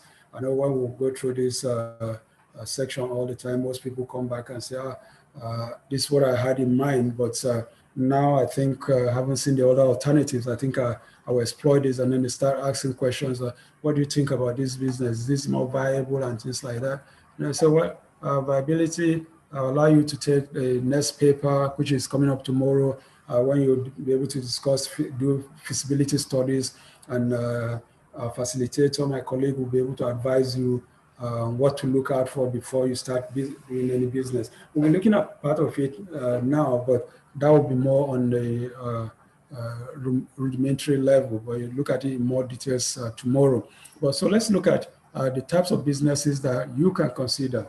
There are several types of businesses that an entrepreneur can consider going into in Nigeria, not just in Nigeria, but across the world. A simple talent or passion can trigger off a business that can mean that can be a means of livelihood for an entrepreneur. These include okay, these are the type of businesses that we have. Include fashion. We all know what the fashion industry is in Nigeria today. It's a massive industry. But for the COVID situation, we know what we see on a weekly basis in Nigeria. When we have our society weddings, when we have our celebrations, chieftaincies, burials, and a whole lot of other celebrations. People have been festive. And then, of course, in places like Ogun State, at the end of every year, they have the celebration of colors and Ashwebi, which is, I think, is a major activity by the the chief for in Ijebuland there. So that is a massive industry, and we have our Nigerian fashion designers all over the world today being celebrated. Small scale manufacturing, these are things like cottage industries, which are becoming more and more popular. Catering is another major industry today. Buying and selling, event management also falls within the hospitality, eateries and restaurant component. Animal husbandry, this maybe cattle rearing, sheep rearing, and things like that. This is being promoted so as to introduce the culture of ranching in Nigeria, so as to be able to avoid the challenges that we have today of people being driven off their farms by due to the herders and farmers clashes, bandits who are raiding up and cattle rustling and all of that. School business, daycare, nursery, digital currency investment. Well, this of course is an outlay, but it's not something that's supported by the bank, but it's of course a viable business interest today that many people are going into. Photography, publishing, dry cleaning, cosmetics, beauty, and then the health services, and of course here, vocational skills for consideration. Yeah, vocational skills for consideration. You know, one of the main challenges that we have in Nigeria today is in this vocational skills sector. Okay, these are the electricians, the plumbing, the carpentry, the masonry, and the POP, cap making, and things like that. Nigeria, a city like Abuja, for example, is a city that will be under construction for maybe the next 50 years or thereabout. But when you visit any construction site in Abuja today, you find that most of the people who are involved in skills activities are not Nigerians. They are from the West Coast, in places like Benin, Togo, Ghana. Okay, while most Nigerian youths are walking the streets, you know, doing menial jobs, pushing wheelbarrows and doing all manners of things. And then of course, grumbling and go to the markets that they're pushing wheelbarrows, carrying loads and complaining that there are no jobs. But there are jobs in the construction industry. But people are not willing and ready to acquire these vocational skills. And then we don't have enough vocational skills institutions. So that's an area that where people are interested, they could be able to develop some of this kind of institutions. So where Nigerians can go and acquire skills and then of course be productive and then useful to themselves and to the community and be able to also employ others along the line. Okay, so there is a great demand for vocational skills and as we have a debt for it. So we could, part of the businesses that we could consider, apart from the things like fashion, catering, and the rest of those listed earlier, could also be in the vocational skills industry. All right, so things to consider before going into business. There are several things that we need to consider before going into business. You should not, because you see Mr. A doing this business and he is succeeding, decide that we also have to go into that this is a viable business that we also have to go into.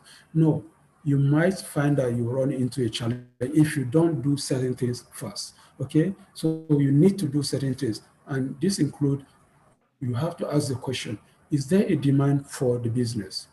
Is there a demand for that line of business? So somebody might be succeeding with a line of business in community A, but it does not say that if you come to community B, that same line of business might succeed. Okay, so there are certain things you need to ask that question. You need to find out whether there's a demand for that business. Okay, many businesses fail simply because the entrepreneur sets up a business that sells products and services people don't need. Okay, so it might be successful in community A, but if you come to community B and set up that same line of business, you find that people in that community don't want that product. Okay, they are not interested in those services. So, but because you didn't confirm if there's a demand for it, you just decide to set it up because Mr. A is doing the same in community A. Okay, so that is something you need to do. Set up a business. They set up a business that produce also products and services that people want but cannot afford. The example I gave earlier about this gentleman who comes to a community and then sees people drinking water from the stream and then sets up a portable water company. Okay, instead of maybe he decides to set up a sachet water company or a bottled water company. But if the people in that community need that product, but then because of the way it is packaged, they cannot afford it. Okay, so they cannot afford 10 naira sachet water or 30 naira, 100 naira bottled water. But if he had produced it in such a way that he had put tap heads, and then you can come with your bucket and then fill your bucket and then you pay 10 naira, that is affordable. Okay, instead of 10 naira for a sachet, which you just put in your mouth and just drink of, but with 10 naira you can get a bucket. That is affordable. You will find that the people can afford that kind of business. Okay, so that is something that might be missing in his own case. Okay, so setting up a business that produces things, people need that product, but they cannot afford it. Okay, so that is where the challenge is. So anything that you are going to produce, any service you are going to provide, make sure that people can afford it. Okay, so you will need to ask the question. You need to ask the question: are there other people doing similar business, or are you bringing something new to the table? If you are going into a line of business, you are in a community and you find that, look, there is already existing this line of business.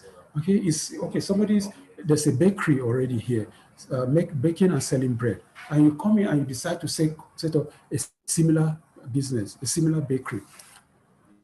Are you bringing something new? Is your own bread going to be a little different? Are you going to package it in a different way? If you're not going to package it in a different way, then of course you are going to run into a problem. Okay. But if you are going to come in and then your loaf of bread is much smaller and selling cheaper, of course, you might be able to break in. But if you are coming to make it exactly the same way that the existing business already does, then of course, you know that they might decide to stick with the old one that they know. Okay. If you are starting a business in an area where the market is already saturated, the business might fail, as you find that you are struggling. Yeah. So that's what I just said. If you are going into that same line of business, you are likely to fail. Okay.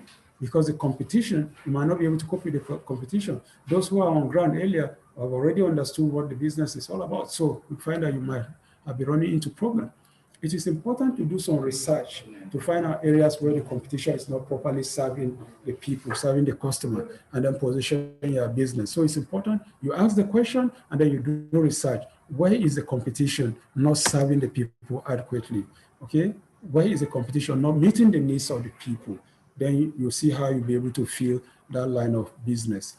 As an entrepreneur, you will need to work hard to differentiate your product and bring something different to the market that no one has ever seen. Okay, that is one way to go about it. That is your USP, call it USP, your unique selling point or your unique selling proposition. Okay, your unique selling proposition is that thing that differentiates you from the other products in the market. I like to give the example of peak milk and 3 Crown, for example. Well, I'm sure we're all aware of peak milk. Peak milk comes in a tin. It's a liquid, okay, vaporized milk, okay. It was the dominant brand in Nigerian market, selling at that point, I think, for about 50 naira per tin, okay. And then suddenly from nowhere, 3 Crown milk came. And people were basically laughing. Okay, but what did 3 Crown do? 3 Crown decided to come into the Nigerian market with sachet and powdered milk. Sachet milk and powdered. And was selling for 10 naira per sachet. So then, of course, people say, how is this guy going to break even? But the 3 Crown targeted another segment of the market, the low-income segment, who are in the majority anyway, who cannot afford to buy a peak milk for 15 naira per tin. And of course, who do not have the preservation method. Because if you open a can of peak milk, okay, and you don't use all, then of course you should have refrigeration. If you don't have refrigeration, then of course you know that milk is going to spoil. Here is powdered milk, okay, in a sachet at 10 naira, which you can use for as many cups as possible. Maybe if you don't finish it, you fold it up and you keep by the side and you're able to use it the next day, okay? And it was coming very cheap. What happened? In no time, most people went, all these people, Meshai, those who are selling tea on the roadside, and then the very low income earners started patronizing 3 Crown. And 3 Crown became dominant in the market. Today, even peak milk has its own sachet powdered milk. Okay, it's because of 3 Crown that we have cans today of powdered milk. Okay, and then of course these days you hardly see the liquid vaporized peak milk, unless maybe in the homes of the top people around the country. If not, what you find are the powdered milk and then the sachet milk. That is USP. That is 3 Crown's unique selling point to break into the market, to become the dominant brand in the market. Okay, so find out something that makes your business stand out. Okay, it's critical to survival of an enterprise. Okay, you need to find out what makes your own business stand out. 3 Crown decided that, look, we will go the way of the route of sachet and powder. And of course, that became the critical survival factor for that line of business. So anything you want to do, any business you want to do, see that you are different from the next person to be able to build your own customer base. Okay, all right. So determine things to consider before going to business. Determine what needs are out there. What are the needs that are there? What are the needs that are out there? 3 Crown was able to find the needs that are out there. They found that, look, the vast majority of the people cannot afford tin milk, vaporized tin milk at 15 comes at the cheaper rate of 10 naira, for example. You have as many people as there that will be able to procure and purchase it. And then that's your own niche, that you carve out your own market. Okay, what businesses exist to satisfy those needs? Are they meeting those needs? Are they satisfying those needs?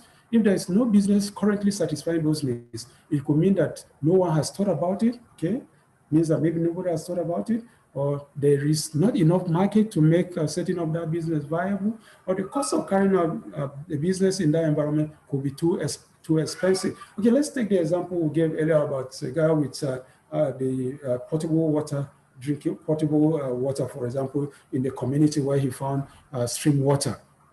Okay, he came and found that then that maybe there's no business existing to satisfy that need. So if there's no business currently existing, it means that maybe nobody has thought about, digging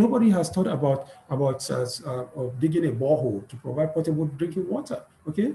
Or secondly, somebody might have thought about it, but found that, look, this community is so impoverished, they will not be able to afford it if I decide to go for it purely as a business venture of producing sachet water or bottled water, as the case was in the example I gave earlier. Okay, because if the businessman decided that, look, I'm going to sell it as just sachet water purely on commercial basis, sachet water at 10 naira per sachet, and then bottled water 100 naira per bottle, then of course people within that community might not be able to afford it. Okay, so it won't have a market. But if he sells it as with a tap head, selling a bucket for 10 naira, of course you know that he will have the market. Okay, so that is the difference there. Or the cost of carrying out the business in that environment could be too expensive. Maybe others have thought about it, but then they tried to dig the borehole and found that underneath the soil surface, there is a crust of very heavy and strong stones, rock underneath the soil surface, and decided to back out of it, because if they are able to dig the borehole, then that means they must sell the product at very expensive rate. And that's what maybe our friend decided to do. Despite hitting the rocks, he decided to still go ahead and dig the borehole, and then decided to sell at an expensive rate. And then of course found that the people, the cost of doing the business in that environment is too expensive. So these are things that you need to determine before you go any line of business. Any line of business you want to go into, please take your time to find out why that business is not existing there already. Okay, so that you ask all the necessary questions to determine, okay, whether if you start that business, it will be viable, it will be sustaining, and it will be profitable. Okay, so how do you determine what the needs are? Okay, you say, well, ask the question, but how do you determine what the needs are? First and foremost, you ask questions. You'll be surprised what you find out about people's needs when you ask questions. When you ask questions, people, the responses you are able to get will tell you a lot about the people's needs. Okay, so administer simple questionnaire which people can respond to. Administer simple questionnaire which people can respond to. Okay, you generate the questionnaire, you distribute it around, then people will respond and then be able to give you some responses about that. Okay, use the social media to get feedback from prospective customers. Use the social media, which is one of the commonest means today, for example. Sorry, just a minute, please, just a minute. Ima, please tell that guy to come. He's a plumber. I want you to work for us.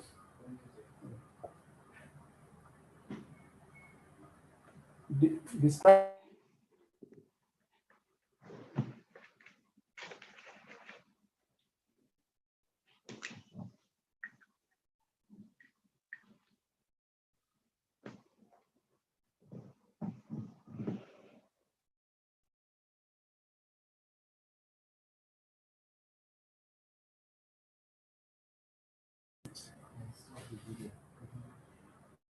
video, start my video. Right. Sorry for the little break. So, yeah, I was saying use the social media to get feedback from prospective customers.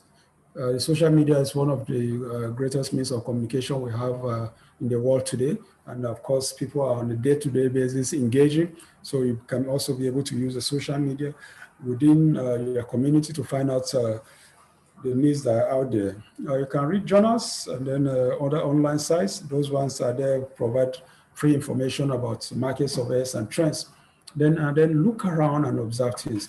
Looking around and observing is one major source of determining what the needs are out there. People like Bill Gates and Steve Jobs, for example, the examples I gave, were able to do that on the basis of their observation. So that's another way to go about determining what the needs are out there. Right, so let's look at some of the main barriers to starting a small business. What are the main barriers to starting a small business? What are the main barriers? In anything we do in life, there are challenges, there are barriers, there are hurdles, okay?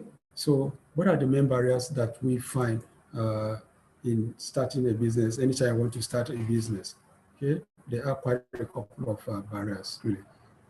Sorry, just a minute. I have to clear something from my screen. Let's clear something from my screen. It's gone off again.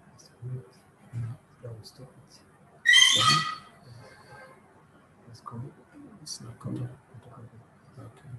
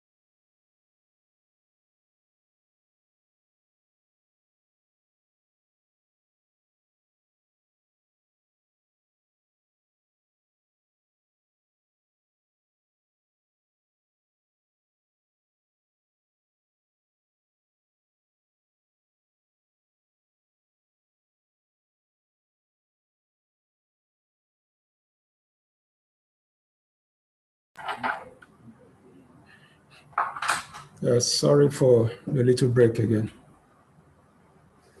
Yeah, so we're discussing about the main barriers to starting a small business. Like I was saying, anything we do in life, there are bound to be some challenges, some barriers here and there.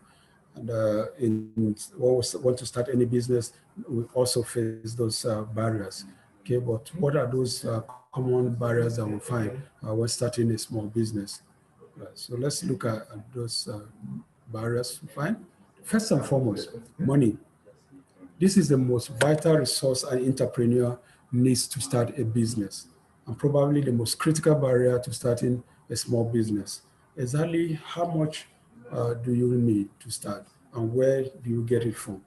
Okay, that is the question to ask. We're all in this program today because we know that we want to start some business activity, but money is the problem.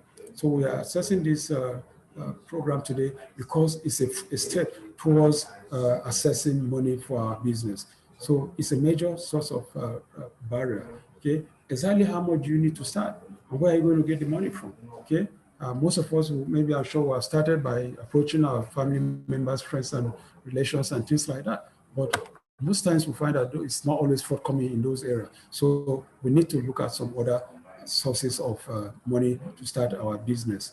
Second, lack of knowledge. Many businesses fail not for lack of capital, or because the entrepreneur has little knowledge of the business. Okay, you see an individual running a particular business and you think, no, this guy is successful in this line of business, I can also do it.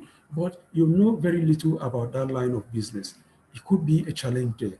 Okay, so you must know a little more, you need to know quite some things about that line of business you want to go into, and not just jump into it without having some foreknowledge of it. Okay, when are the peak and the low seasons of your business? There are certain periods that are seasonal. Okay, they are seasonal, they are dependent on seasons. So what are the peak periods of that line of business? Okay, what sudden change in environment can affect the business? Government policy and taxes. Okay, we are in a country where government policy changes keep affecting our line of our businesses. Not too long ago, for example, government banned the importation of maize.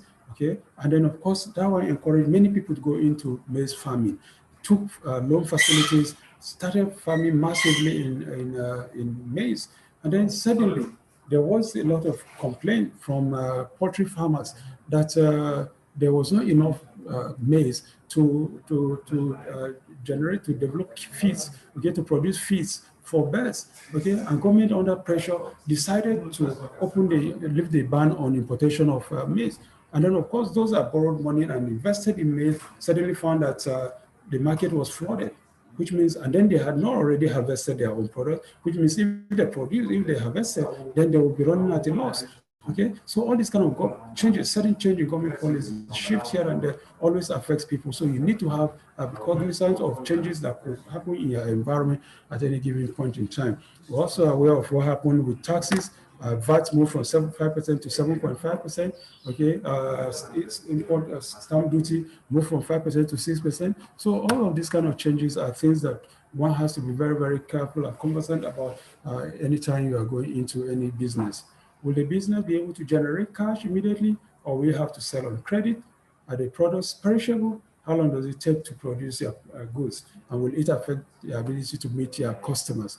Okay, if you are going to go into a business that sells on credit, then of course, you know that there is going to be some challenges, okay? Because we know that most people who buy on credit hardly come back to pay, okay? So any line of business you are going into, make sure that it's not on credit, make sure that it's on cash and carry basis, okay? And then the line of products you are going to, if you are going to farming, for example, or you are going to tomato farming, this is a very, very volatile area, okay? Because tomatoes during and off season are very perishable. Unless you have off-takers, those are coming to buy off the product off you, then you are likely to have some kind of challenges along the way, okay? So we need to be very, very careful about the line of business, the kind of things we go into. Okay, if you are going to go into perishable products, then you should have either means of preservation, or you have ready off-takers that the moment they are ready, there are people who come to take them off you for the markets, okay? How long does it take you to produce your goods? Okay, you need to have a time frame. You need to know how you work within the time frame, and you need to know the needs of your customers. If they're requiring this thing within short time interval, then of course there's no way you can be in a productive activity that takes longer time. If not, of course, you'll not be able to meet the needs of your orders of your customers. Determination. One of the other major challenges of barriers in small business is determination. Okay, you will have to develop the courage of a bulldog and maintain a determination that will enable you to smash through obstacles, as there will be many along the way. Okay, you need determination to keep focus, pick up when you fail or face rejection, and to continue to look for new solutions and strategies to make the business a success. Yeah, the challenge, what we find here, the challenge that we have here is most people, the moment they start a business, the moment they face any little obstacle, they give up. They put their hands on their heads and say, no, there's no way, I cannot be able to overcome this and all of that. If you want to go into a business, you have to, okay, develop, like they say, the courage of a bulldog. You have to be determined. You have to be very focused. If you fail, pick yourself up. If you face rejection, move on, so what, move on, okay, to continue. And then continue to look for new solutions, new strategies to make that business a success. But if the moment you face the first hurdle and you turn your back and you start wailing and whining, of course, you know that you're not going to make any headway.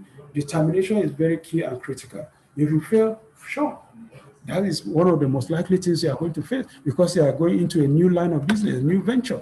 Okay, so there's every likelihood that there are one or two things that you didn't do right, and that's why you are facing the challenge you are facing. Okay, if you are facing rejection, okay, so what? Go ahead. Somebody might find your product quite fanciful and might decide to patronize you, and from there gradually begin to build on that basis. Okay, right? Fear, our greatest enemy.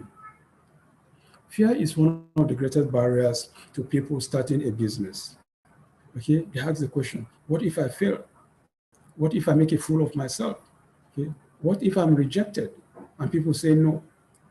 Okay, these are things that tend to check people in their hopes and in their aspiration. What if I fail? So what? You won't be the first to fail. Okay, if you fail, and you have to pick yourself up. Okay, they said, any successful person, the person that you find successful today is a product of several failures. He must have failed severally for him to be where he is today. But if at the first hurdle, the first attempt, first barrier, he turns back, of course, he's a failure if he's not able to pick himself up and continue. Okay? So, but at the end of it, when you are successful, you can be sure that you have learned your lessons for several failures and to be able to get to where you are today. What if I make a fool of yourself? Why? So what? You see, you are the one making a fool of yourself. So what? Time, they say, heals. Time, of course, is what determines what really happens to you. What if I'm rejected and people say no? Good. Others will say yes. Don't give because others say no, then you just turn your back and say and refuse to continue. Like I keep saying, fear is a problem of the African, not just the Nigerian, but the African. We have not been able to overcome fear. Fear is one of our major barriers, major challenges. We've not been able to overcome fear of the dark, okay? Fear of the dark. We have a superstitious mind. We fear everything. We have interpretations for everything. Nothing happens for nothing. There is always a reason, okay? The Western world has conquered fear, okay? And that is why they've been able to take a person to the moon, okay? And that's why they're able to go to the orbit. That's why they're able to go to the International Space Center and stay there months on end, okay? The common Zuma rock around here in Suleja, Nigerians have not been able to climb it. Okay, but recently some people from the Western world came and climbed it within hours.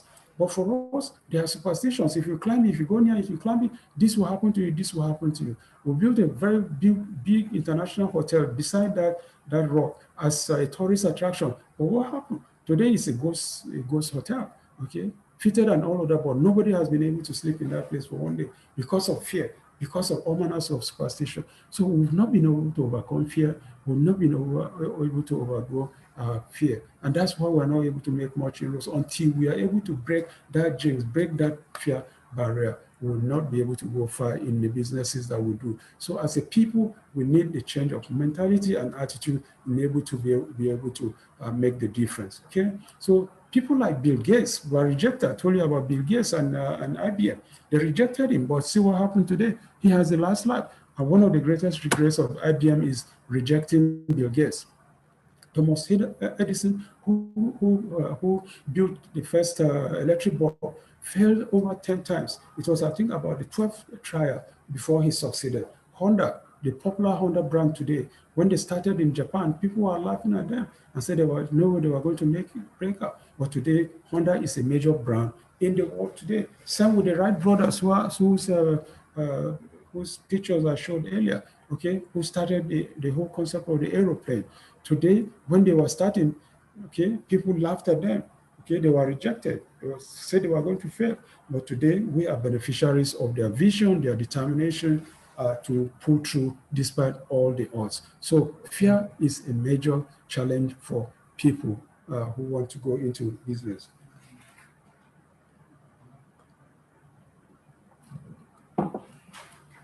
Lack of support. Many small businesses lack support in the critical areas of needs. This include funding. I've already looked at money. Financiers few financiers are willing to support small business startup. You find that somebody who is doing very well, you think he's wealthy, he thinks he can, but when you approach him, you say, no, he gives you 1,001 reasons why he would not be able to support you, you as a startup. Okay, legal and regulatory support, difficulty in fulfilling registration requirements of companies. In the next few days, I think on the last day or so, we'll be looking at business law. We'll be expanding this subject more. Okay, but here, there are many regulations, so many entanglements if you want to start business in Nigeria, and there are so many conditions that you have to comply with. If you are into business in Nigeria today, you are applying for any job, they've listed over 15 or so things, pre-qualification requirements that you have to fulfill. Okay, from registration with CAC, from PENCOM, from NSITF, ITF, or FRCN, and all of those things. Okay, they are all regulatory requirements. So these are things that small businesses find it very difficult to fulfill. Okay, if you want to register with a CAC, there are all manners of conditions. Okay, but lately we find the government working on the ease of doing business. Okay, trying to cut down on the many bottlenecks. Today, if you want to register a company, you're able to do it from the comfort of your sitting room, okay, on your handset, on your device, or anything. You're able to bypass the lawyers that have to come between you and the CAC to be able to register a company. You're able to register, do your name search within hours. You're able to register a company within 24 hours or thereabout. So these are all issues that government is working on to ease the cost of doing business in Nigeria today.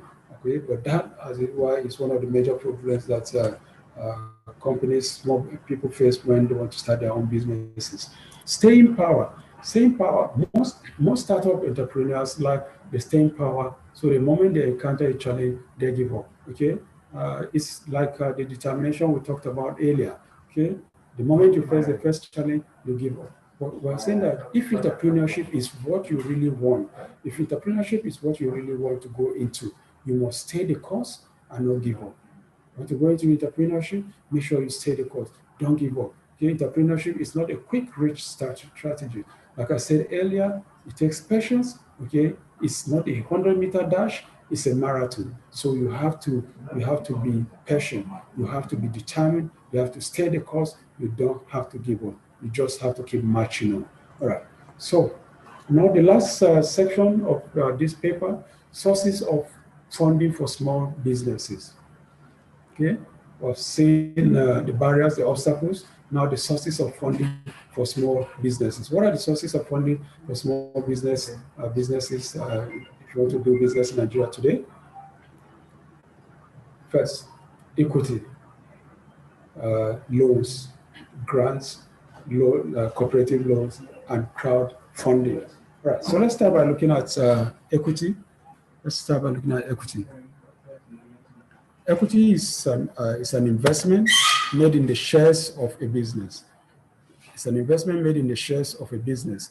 It is made with an understanding that the investor will get a return on their investment and appreciation on the capital that they have invested.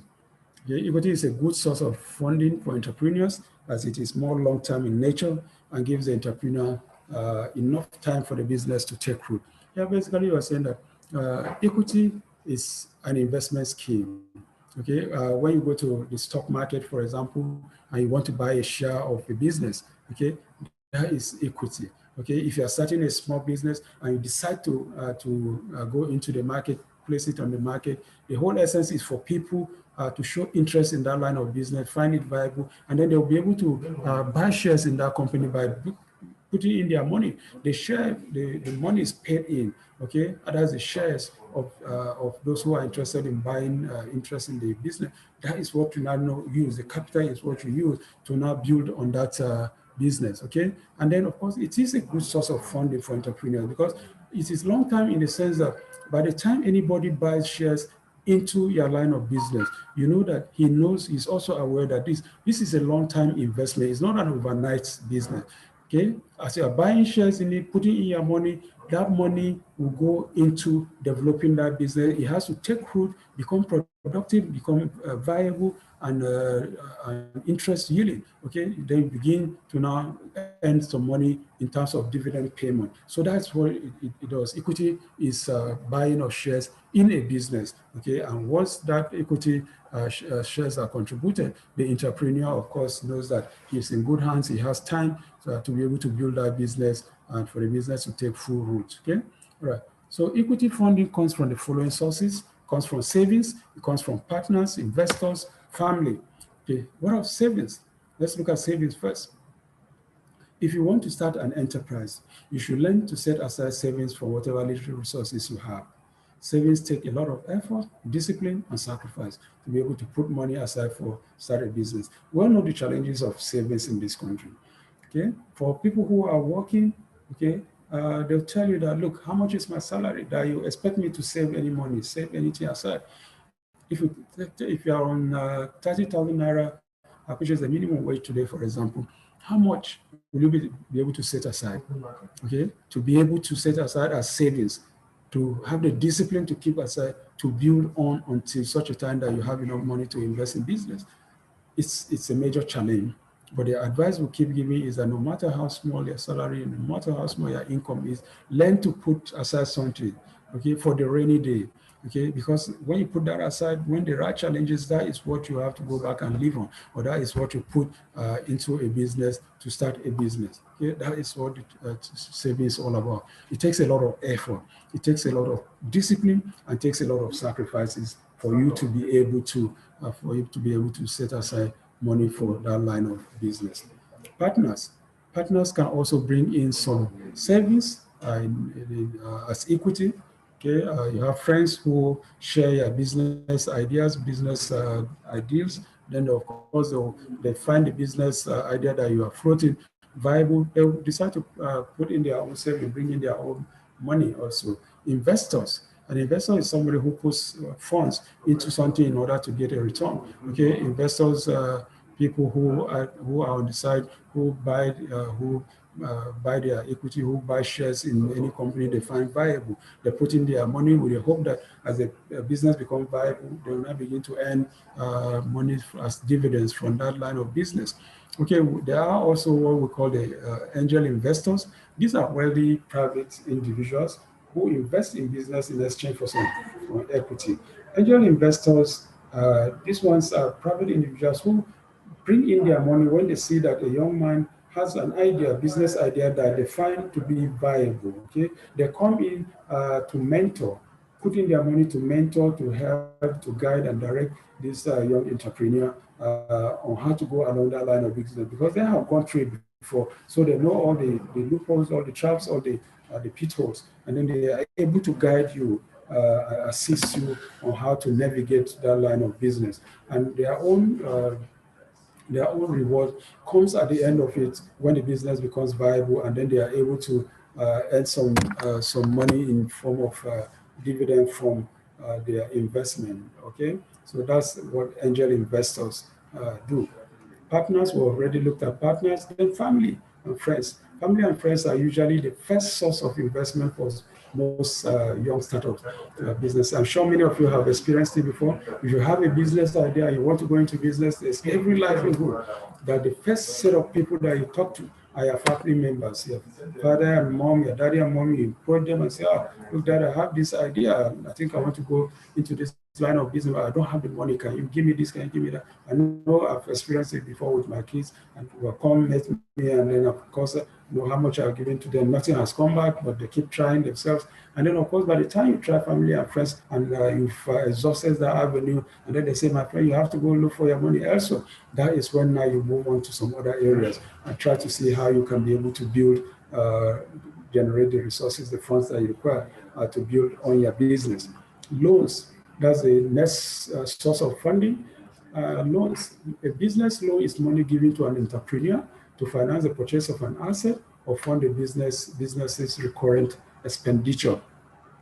Okay, loans can either be interest-bearing or non-interest-bearing. In the former, that's in the interest-bearing, the borrower and the lender agree on the rate.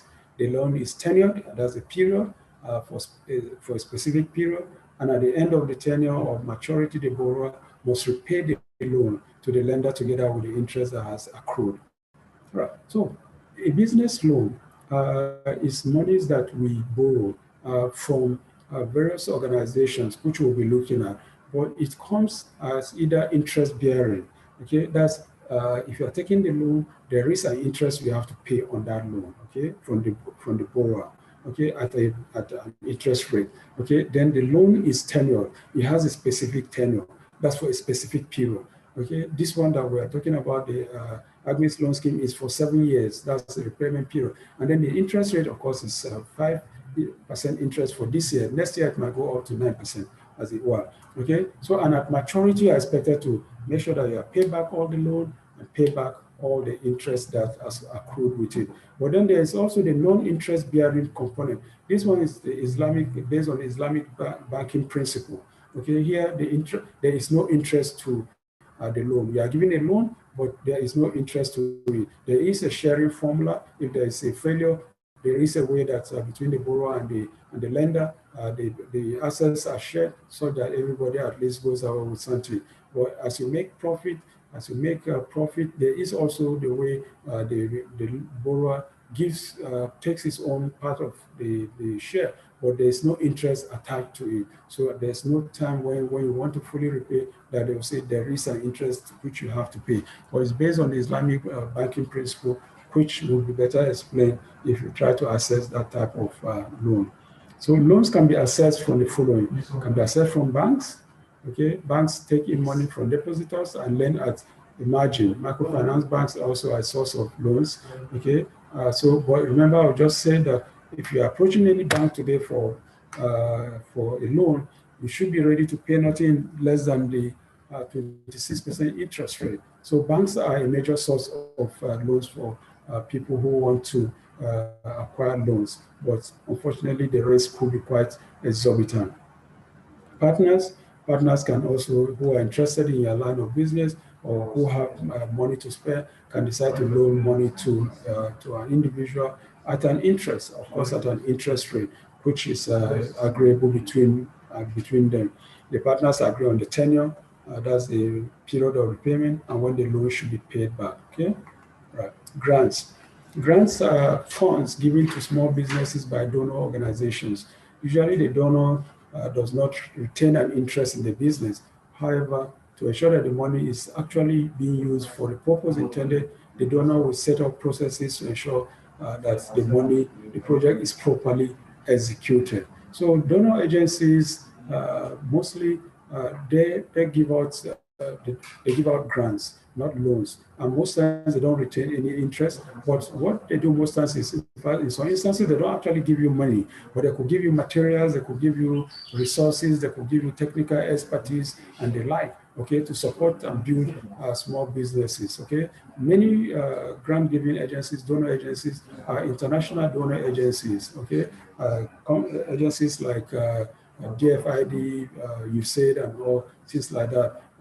Faith-based organizations like Mercy, and then the rest of those things. They all give out grants to small businesses who are involved in social enterprises. Okay, most grants can also be given by government agencies, development partners, as I've mentioned, family trusts, not-for-profit organizations, and wealthy individuals who set up foundations, and then they're able to give grants to support people whose businesses they think are viable and can contribute to community development and social enterprises, especially given to faith-based NGOs and faith-based organizations that are doing some work within the community. All right, sources of grants in Nigeria. SMEDEN is a source, that's Small and Medium Enterprises Development Agency. It's a source of grants in Nigeria. DFID, I just mentioned DFID, is a UK-based Department of Funds for International Development. Shell Livewire Funds. Shell Livewire Funds are drawn from Shell Development Corporation, the international oil company, doing a lot of oil prospecting in the Niger Delta area. They set up this Livewire Fund to be able to assist small businesses in the Niger Delta area to be able to pull away people from the areas of militancy and destructions of property and destructions of oil pipelines and things, burning them or local illegal local refining and stuff like that. We provide grants to young individuals to see how they can start their own businesses and then employ their friends, relations, and then build something for themselves, get themselves meaningfully engaged, than indulging in militant activities and causing a whole lot of disruptions and things within the Niger Delta area. That's their own aspiration. We have also people like the Etisalat Easy Business Million Grants, the Tiwa Danjuma Foundation, that's doing a lot of work in the Northeast region through institutions like the Volunteer Service NGO, the Bank of Industry, MTN Foundations, etc. All these are organizations that give grants in Nigeria today. Cooperative loans. A cooperative society is an independent group of people who come together to offer mutual support and cooperation to each other. All right. Individuals within the cooperative contribute money, and these funds are either used to fund activities of the cooperative or given out as loans to fund individual businesses of interested members of the cooperatives. Cooperative societies are major aspects of Nigerian society. In fact, they started far back in the western region, and one of them grew up to be a major bank, became a major bank that has merged with some of these banks in the course of the banking reforms. But they come together, cooperative societies are formed among communities, could be between people in the same kind of trade or within the same kind of communities. They come together to contribute money on a monthly basis, which they use for their various activities, some to buy things for their members, some to give out as loans to individual members of the businesses, or not even non-members of the cooperative, for them to start their own businesses, some to buy cars, some to rent houses, some to pay school fees, and a whole range of other things.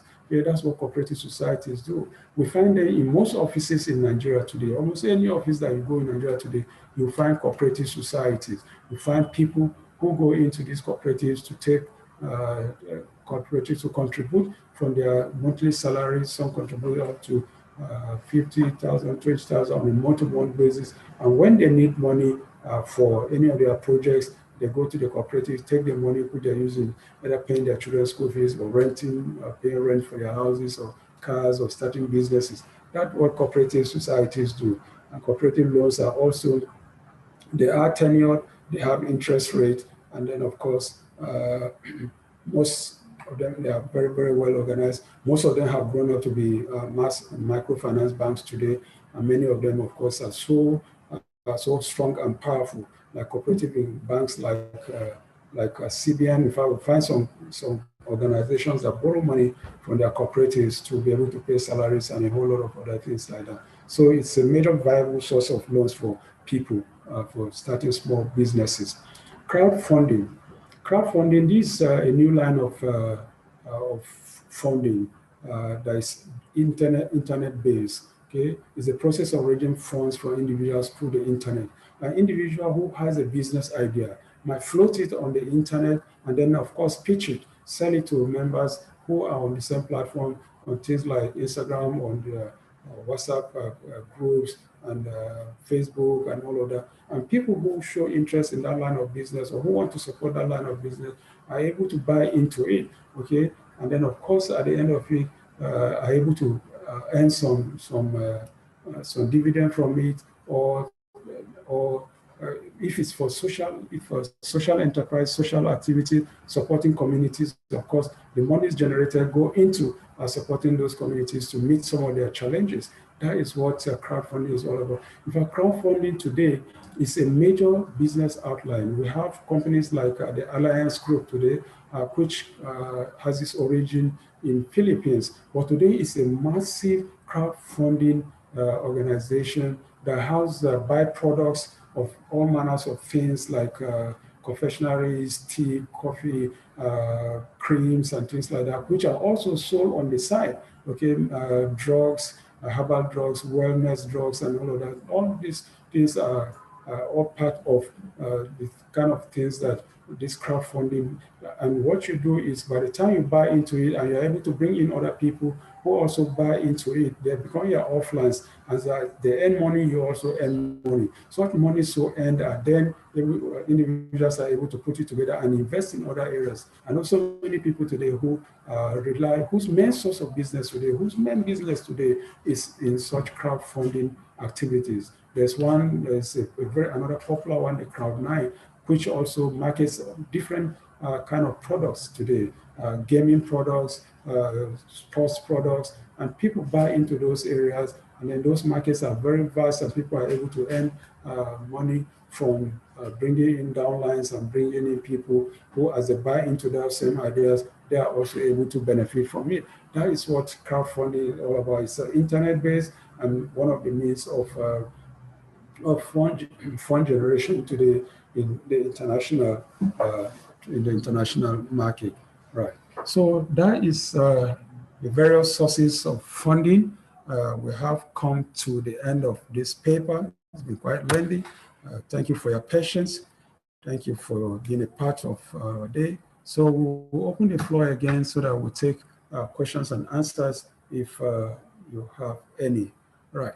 Our class has depleted. We're down to like 5 to 3 people now. So if you have any questions, please, let's take it so that we'll close, so that you guys can go and for other businesses. All right. Yeah, I can see Bilkisu highlighted.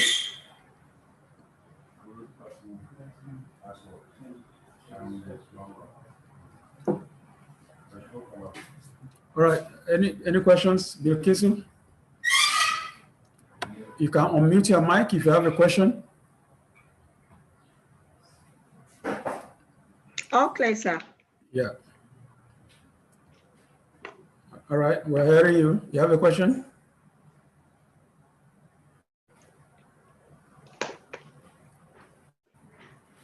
Any question, Bilkisu? No, sir. It's okay, sir. Oh, okay. All right. Thank you. Yes, sir. All right. Thank you, sir. Thank you. Amarachi, any questions? No, sir. I'm okay with the whole lecture. All right. Okay. Thank you. Abubakar, any question?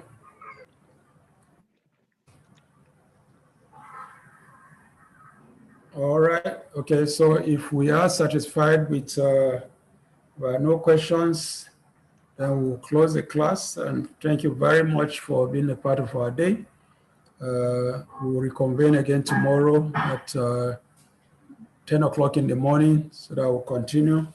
It's a 5 days training, and then hopefully by then, all of the people that are registered will have close to 20 people, but I'm surprised only about 5 people have been able to join the class today. So we'll see you tomorrow again. Thank you very much and have a wonderful day ahead.